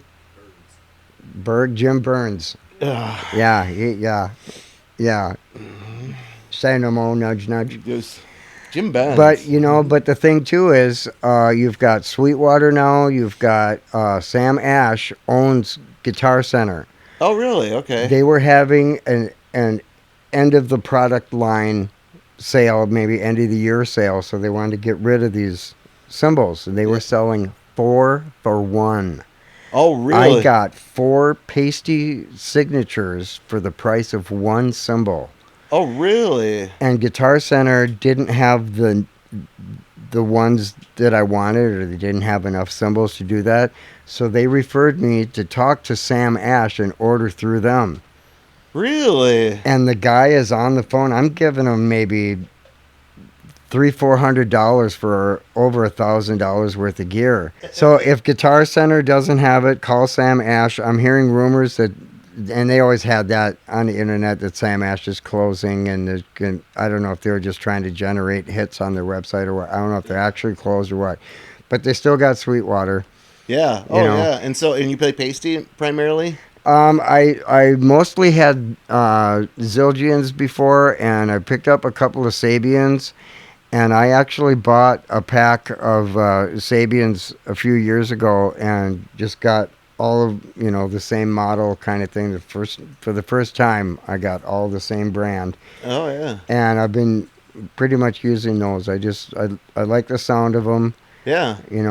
And that's cool. They're doing pretty. I only polish my cymbals maybe twice a year. If you do it too much, it kind of takes a little bit off of the finish. Okay. And after a while, it kind of detunes the cymbal. Oh, it does. Okay. So I'll wipe it down with a regular rag during the year, but I really only polish them like twice a year because it does wear them down. What kind of sticks do you use? Right now, First off, do you change for the different bands that you're in? Well, some of that is for looks and some of that is for application. For the heavy metal bands, I like the Tommy Lee extra long sticks with the red tips. Stick size is 5B. Okay. And I used to concentrate on getting nylon tip sticks because for the ride cymbal you need that clarity. Mm-hmm. All of the bands I just mentioned, I hardly play a ride cymbal anymore. I've got a really nice one, but the Beatles didn't have a ride cymbal. Kiss didn't use a ride cymbal. AC/DC doesn't use a ride cymbal. Wow. It's just something I noticed a few years ago. That's something I'm going to notice now every time I turn on the radio and I hear one of these songs. I'll be listening for a ride cymbal. Yeah. Not even on Hotter Than Hell? Well, if you listen to like Styx, Journey, Aerosmith, and maybe some of the country stuff, then you can get your ride cymbal on. A lot of 80s stuff. A lot of 80s stuff. But it's mostly... Because they would kind of go and from now the they'll hi-hat, and then when they went to the, you know what I mean, the swing part of the pre-chorus or whatever, it'd always be ride, you know? Yeah, you got to have it then. And a lot of bands nowadays will just, I call it washing because it's just that just riding on a crash cymbal. Yeah, you know, well, a lot of bands are doing that now. Too, a lot of places too. I came up with one of my MacGyver moments. Yeah. I put a China and a top hi-hat cymbal together on a slave hi-hat. When you have a slave hi-hat, that's just a secondary hi-hat. You don't operate it with your foot. Because can spin it and tighten it or open it up, right, for this song or that, for an effect. Yeah. But the China, with that, I can get away with the bell of the hi-hat cymbal for a ride sound, but I can get a hand clap sound. I can get that on Josie's on a vacation far away at the beginning of the song. Yeah. It's kind of a muted China cymbal. Okay. Perfect for that. Eddie, you on? I'm on. So we're hey, welcome to Backstage Community Forum. We're about a month and a half after the original video, but we're back here with Kevy, and it's actually cool out today.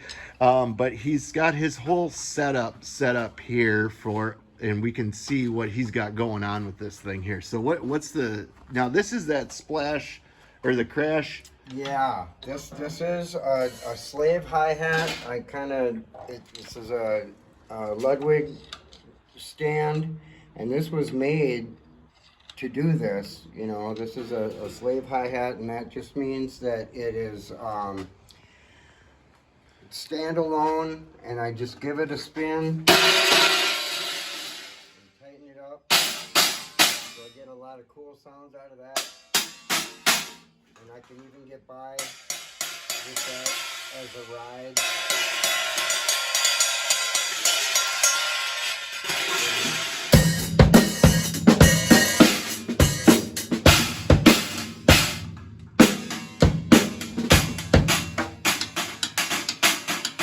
You know? Nice. One other thing I do is in one band, we've got a couple of different snare sounds. I'll use the ringer on one, and then without, and then it's nice that it's got that on there. But yeah, you can control whether it's in the middle or you go off to the side a little bit to get a different sound. And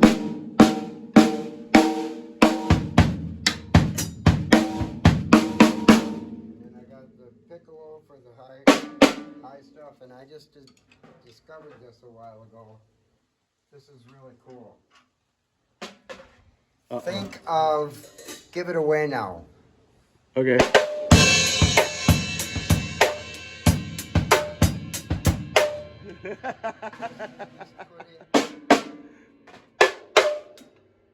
Whatever drum.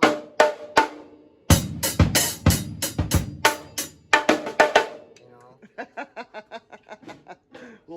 Will Ferrell. I mean Chad Smith. Sorry. Depending on what key you're in, you know, you can use a different tone. I just think that is really cool to be able to,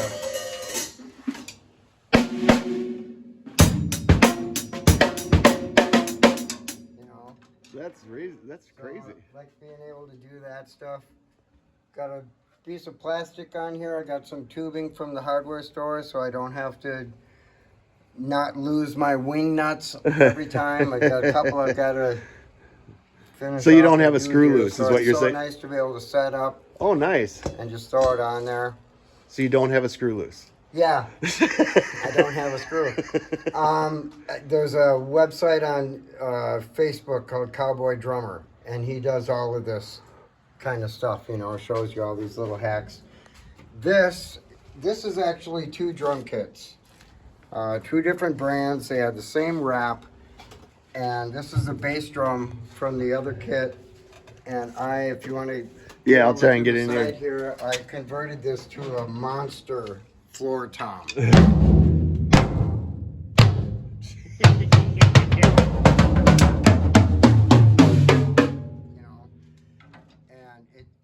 This is so nice. I did that Black Rainbow set. Yeah. And Vinny Appice had gong bass drums, a big, huge stand to get it up in the air. Yeah. I found a keyboard stand and put it up there. So, yeah, so this is really nice. I use this in one of the other bands. The lead singer does a... And let the stone say, you know. They're, so it's nice to use that, and I've got longer legs that I put on it for that. So yeah, that's... What do you got going on up there at that? I use this in The Beatles band, when we're doing Yellow Submarine, you know, they're talking to Oh. the Captain, hoist the mainsail, you know. Making it, you know, just the skit scat stuff behind that. So that's why this is actually somebody's motorcycle stand. I'm really sorry. I don't know who you are, but What? it was in tune. I picked this up off the ground. It's so your motorcycle doesn't go into the pavement, you know, and your bike Oh, it's falls just like a over. plate that goes on Just there? a plate, and somebody just cut it and, you know, use that. But man, it's just such a nice note.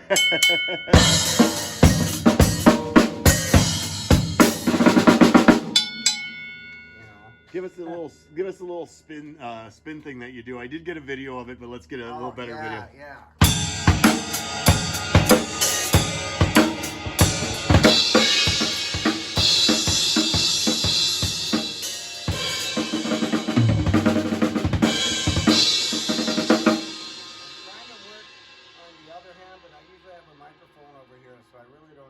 Oh yeah, I gotcha. Very much.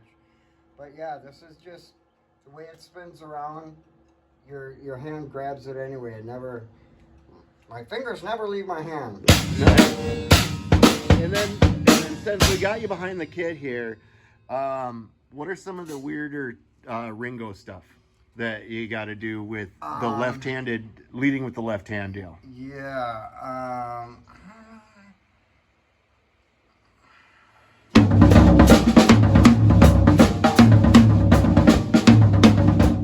That's from you stick around, but it may show.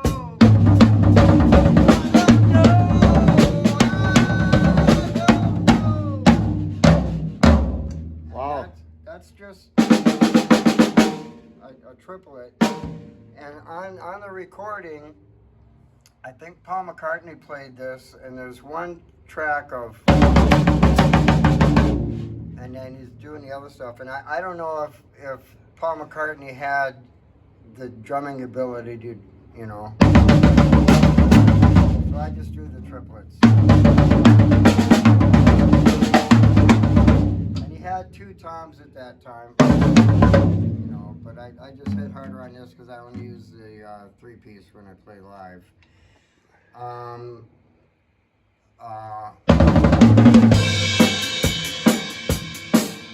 Gotta lead with your left with RIngo. He didn't, and everybody does come together, you know. He's going up. And it starts with the left hand? Yeah, he leads with the. He was left-handed. It's like walking backwards, man. Yeah, because he only saw drum kits set up right-handed, so that's how he taught himself to play. But there's a couple of fills that you got to start with the left.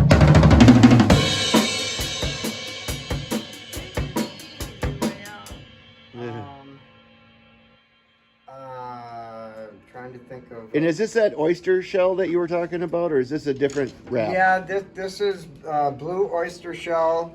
The RIngo kit had that white pearl oyster shell, and that's with the Beatles band. I don't own that kit. Okay. Another thing I do is just to show off the drums, not so much the hardware. I put the mounting on the inside of this and this, so I just have it kind of. So it's accessible. Yeah, so it's accessible and it fits real nice. The snare drum fits right in here. Yeah, Awesome. Know, I just kind of built this as I went. I found an 18-inch floor tom. They're kind of hard to come by nowadays. Yeah, the only one I've ever had was with my Ludwig. I had a Ludwig with a 24, and then Yeah. it came with an 18. Yeah. So I grabbed that, and I usually do the drum wraps again. I'm still kind of deciding if I want to do anything with this. I really like this finish. Yes. But when I had the Kiss kit with that glitter, you know, you couldn't even tell. I mean, you wrapped that 18 with that. Double pedal.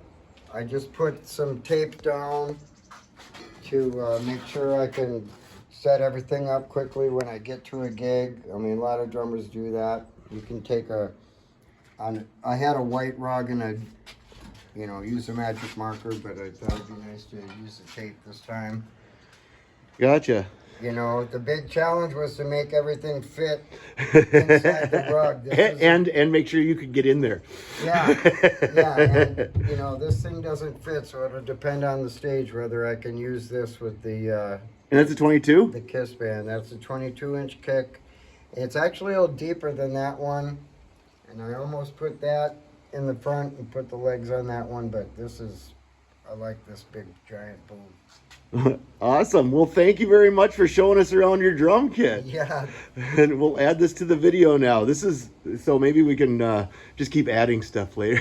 Yeah. And every time I come up with something else, I'll give you a call. All right. Sounds great. Thank you very much, Kev. All right, man. Yeah, at the very beginning of that. Yeah. Yeah. So I get 5 sounds out of that. I get just as many. I get more sounds out of that than I do with my snare. Because you can ting ting on the top of the cymbal, and then hit the china, and then open it or close it. I mean, it's very versatile. And that's a Kevy exclusive. There. Yeah, and I'm trying to promote it. I'm trying to show it off. So what size do you use on that then? What size china? I think the china is probably an 18 or 20. So it's I think it's an cymbal, 18. Yeah. And then the hi-hat is a 14. I started out with a splash. Okay. But when you want it sandwiched real tight, I didn't want to risk breaking that thin little cymbal, so I use a hi-hat. Or banding it even. Yeah. But yeah, and a lot of people now do cymbal stacking where they'll take 3 crappy old cymbals and put them on top of each other and you get a nice trashy sound effect. So I thought, okay, let's see what I can do with this. That's a Kevy exclusive. Yeah. So if you see somebody playing with the china and hi-hat combination, you heard it here first. Yeah. I've been doing it for 10 years, but, yeah. So are you still on the nylons then, or did you go to the wood tips for stuff? I get nylons when I think of it, but I really don't need them because again I'm not using the ride very much, so it doesn't really matter. Oh, okay. You go with the hi-hat, or with the price is the same, so it doesn't really matter. Yeah. So I use the Tommy Lee sticks. And then I found these white drumsticks, which plays well when I'm doing the 50s band, because everything was black and white in the 50s. Oh, right? That's right. They didn't introduce color into the world until some 63 or something. Yeah. Some of them I found have Buddy Rich's signature on it, like a signature stick. Oh, nice. I don't think he was endorsing drumsticks that way. I don't think he played white ones, but I'm guessing third cousin. Yeah, they feel good and they look cool. There was one drummer I watched, and he is just doing all these acrobatics, spinning his sticks, and it's cool. But he was playing black drumsticks with a black background. You couldn't see the sticks were moving. I said, "Dude, you got to get these white ones, man." Yeah. It's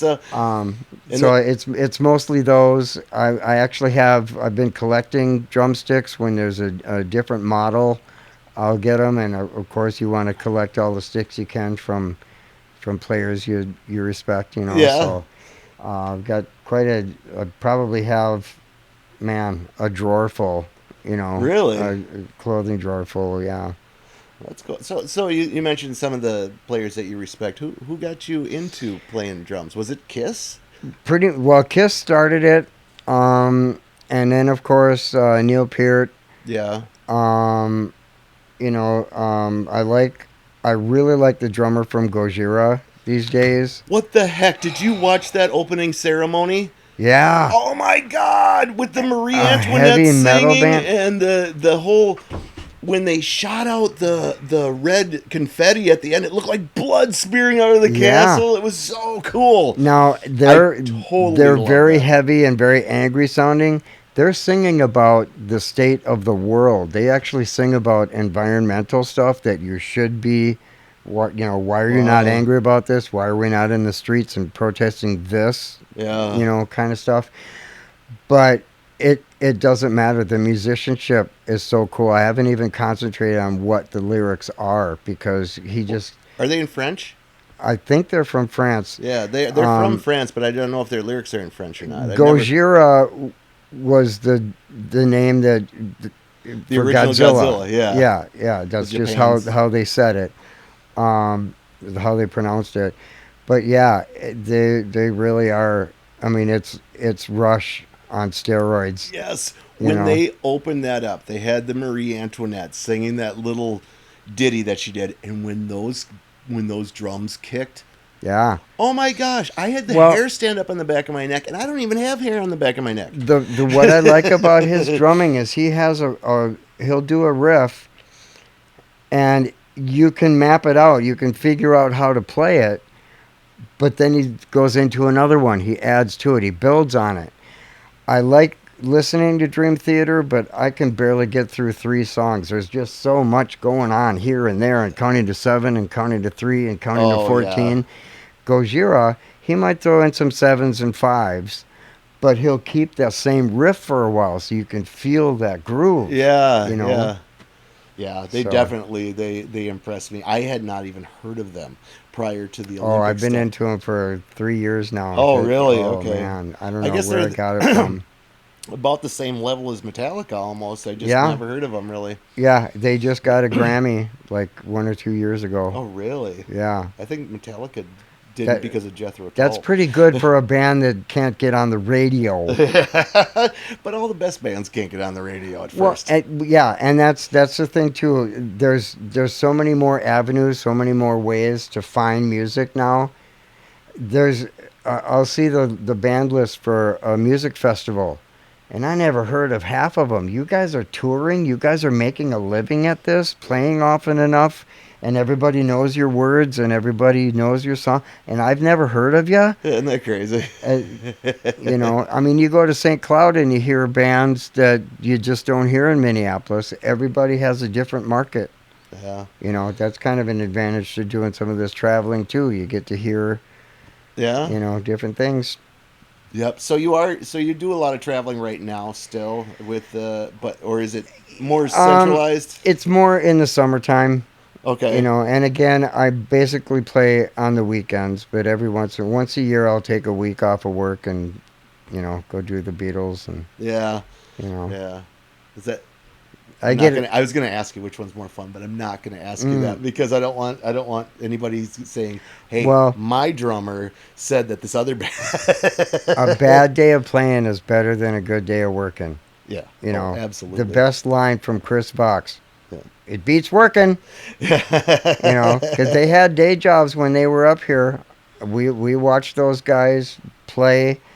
I saw a street dance with Chainsaw. Oh yeah, Chainsaw and then Happy was Eddie with from them. Mary's Rest. Yeah, And they played our high school reunion.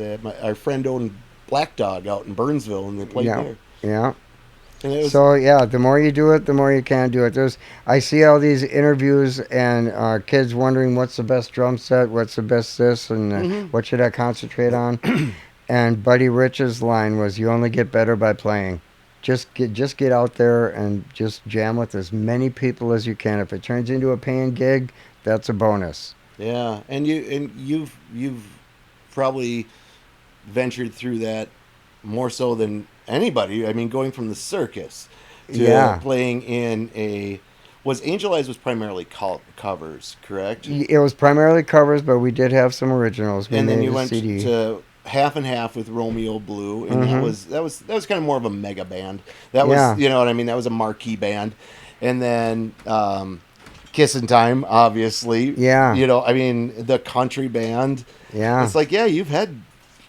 You're still doing it. You Yeah. know what I mean? You And already got a huge Once portfolio. you have that momentum, you keep going, you know, and somebody needs a fill in. If I know at least half of the song list, I'll just throw my hat in the ring. Nice. Because you never know who else is in the band that you know from before, or somebody that could springboard you to somebody else. I'd love to do it full time, but I just haven't concentrated on it, made those connections. But if they come to me, I'll, you know. Would you do the Circus again?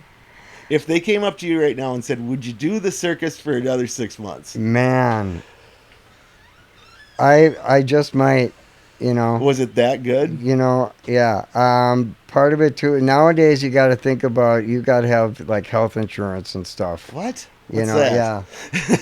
yeah. I think, I don't know, $200 a day, and they pay for the gas and they pay for the food. That just might work. You know. Yeah. That's, And you get to basically write yeah. what you're playing. You don't Yeah, have we to. were- You don't we have to were- go off of somebody else's notes. You don't. We were well. Sometimes the cat just doesn't want to jump through a ring of fire, so you got to doom bitter doom bitter doom bitter doom bitter doom bitter. You know. Come on, Sometimes the Get cat. it. Another first for this channel is nobody's ever said. Sometimes the cat doesn't want to jump through the fire. Yeah, That's a first. you could apply that to many situations. Yeah. Both of them. Yeah, I don't want to go with the second one. What is this specifically for again? well, this is Mad Mike's Funhouse. Okay. And he meant this to be, you know, joking around between songs, have some fun, play theme songs from TV shows and things like that. And I knew it would be He's just okay. Okay. I knew it would be a different kind of experience, and just my goofy attitude, I drew on a notebook. The bass drum has to be the wide open mouth, like, hey! And clear heads on the bottom that's showing towards the crowd, white heads where I hit them, and then a black dot for the eyeballs. And what I would do is at every show, I'd put the eyeballs in a different position. So you get know. like cockeyed. The mouth is actually traced from Mike's mouth. He had a picture of, you know, so I drew his teeth for the bass drum. So you're the drummer for Mad Mike's, or you were the drummer? I was in the beginnings of that band. And okay. See, that's where I was. That's where I had missed the connection there. I realized that people go to Mad Mike's. Yeah. And that's usually at Route 57 or Route 40. Well, he got that Route 47 thing because Chris Vox from Hairball was sponsoring a jam night, and he got busy with Hairball. Yeah. And Mike just said, "Hey, I'll step up and I'll do this. It's a lot of fun." And okay, we'll just see where it goes. You know, this will be fun. It's been 3-4 years now. Mm-hmm. I mean, still doing it. Gonzo's got into like 6 bands out of the thing. Yeah, he had exactly. a Slave band together. So off many of it. bands were formed out of that. You know, Mhm. a lot of new good friendships and things. And so yeah, I was happy to be part of that. Did you go up there anymore? Have you been up there? I just did a show with them last week, actually. So I still know Oh, they don't. the running joke with Hard Day's Night is we will be, you know, everybody's tweaking on their gear, you know, okay, let's play a song. What? So anytime it's just kind of an idea, okay, let's just play a song. Let's go. It's like I still got to, you know, put my mics in place, you know. So yeah, I just have spent the last few years just concentrating on just being ready if somebody's ready, if somebody wants to do a show. That's awesome. And then you have something to do with a hearing aid, you said? What? Oh yeah, I do wear hearing aids, and we mentioned the earplugs. The earplugs before. The hearing aids now have Bluetooth. Yeah. So for me to learn a song, when I pull up YouTube on my phone, the song goes right into my head. That's how I learn songs now. It's right there. It doesn't bother anybody else. When you're on Google Maps, it's telling you where to turn. You don't even have to look at the map. Don't look at your phone. They've got cheap Bluetooth hearing aids on Amazon for like $50. Just grab those, at least for song learning. But it helps with maps. It helps with maybe you might discover that you might need hearing aids because I can't hear like hi-hat cymbals and ride cymbals on a recording. Oh, really? Unless I've got the hearing aids in now. I went 10 years without hearing my turn signal click on my car. Oh, really? I didn't know how bad it was. Gotcha. So it might be a wake-up call to go get the real thing, but at least get some kind of Bluetooth earpieces just to help you learn songs. And I mean, even when you're setting up on stage, you can run through a song without anybody knowing that you're making sure you're going to sing the right verse, you know. I gotcha. So Well, that's really cool. Yeah. That is really cool. I had one other thought that I was thinking about, and I was thinking about, you played Ryan's, right? Mm-hmm. Do you remember what it was like being in front of those lights at I've got the Ryan story. Okay, I think this is a good send off here. I think this was Angel Eyes, actually. Okay. So Ryan's Corner was shaped like a hallway. Yep. Right? If you put 2 school buses in a room, that's Ryan's. the width of this room, and of it the was concert hall part. Yeah. And they had their stage and their drum riser, and then I had my drum riser with my pipes on it. And that's stuff. the angled ones? So that puts my head, we'll show you the pictures. Yes. That puts my head 8 inches from one of these big Par 64s, right? And it's They were analog hot. lights too. They had the heat of the sun on them. So that was like the late 80s. This is Hairspray days. Yeah. So by the end of the first set, my eyes were glued shut from hairspray and sweat, right? And then the back of my head is, you know, that's where my bald spot started. It grew back now, but The thinking area. yeah. But I could smell my hair. I'm like, if I was wearing a wig at that show, it would have. Yeah.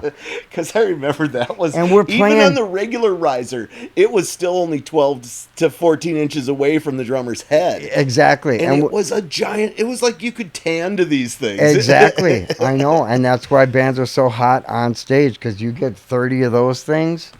Oh, yeah. You know? But we were playing a slow song. Don't know what you got till it's gone. Yeah. And I'm shaking my head trying to cool off. And they're like, God, the drummer's going ape shit for this really mellow slow dance song. I'm like, I'm on fire. Sound guy wasn't paying attention. He's talking to somebody, and I didn't want to yell in the mic, turn off this light. You wouldn't be the first if somebody did. Yeah, I know. I probably should have if I knew I was killing a part of my skull. There's a hole. But yeah. There's like a literal hole. Yeah. Well, Kev, I think that we've had a pretty fun time here today, going down memory lane a little bit. Yeah, it seems like we just scratched the surface, man. Pretty much, you know, but we'll definitely be doing this again, and we got some other ideas that will be pretty cool for you guys to see probably in the next 6 months or year. Yeah, and I think we got a lot of fun coming our way. I'm a full-time, part-time drummer. Full-time drummer part-time drummer with a full-time attitude. My time is full. The drumming part is, yeah. Andy sings. Yeah. So, but thanks a lot. I really appreciate the time, man. Thank you for having me over and everything. Thank you, guys. All right. Peace out.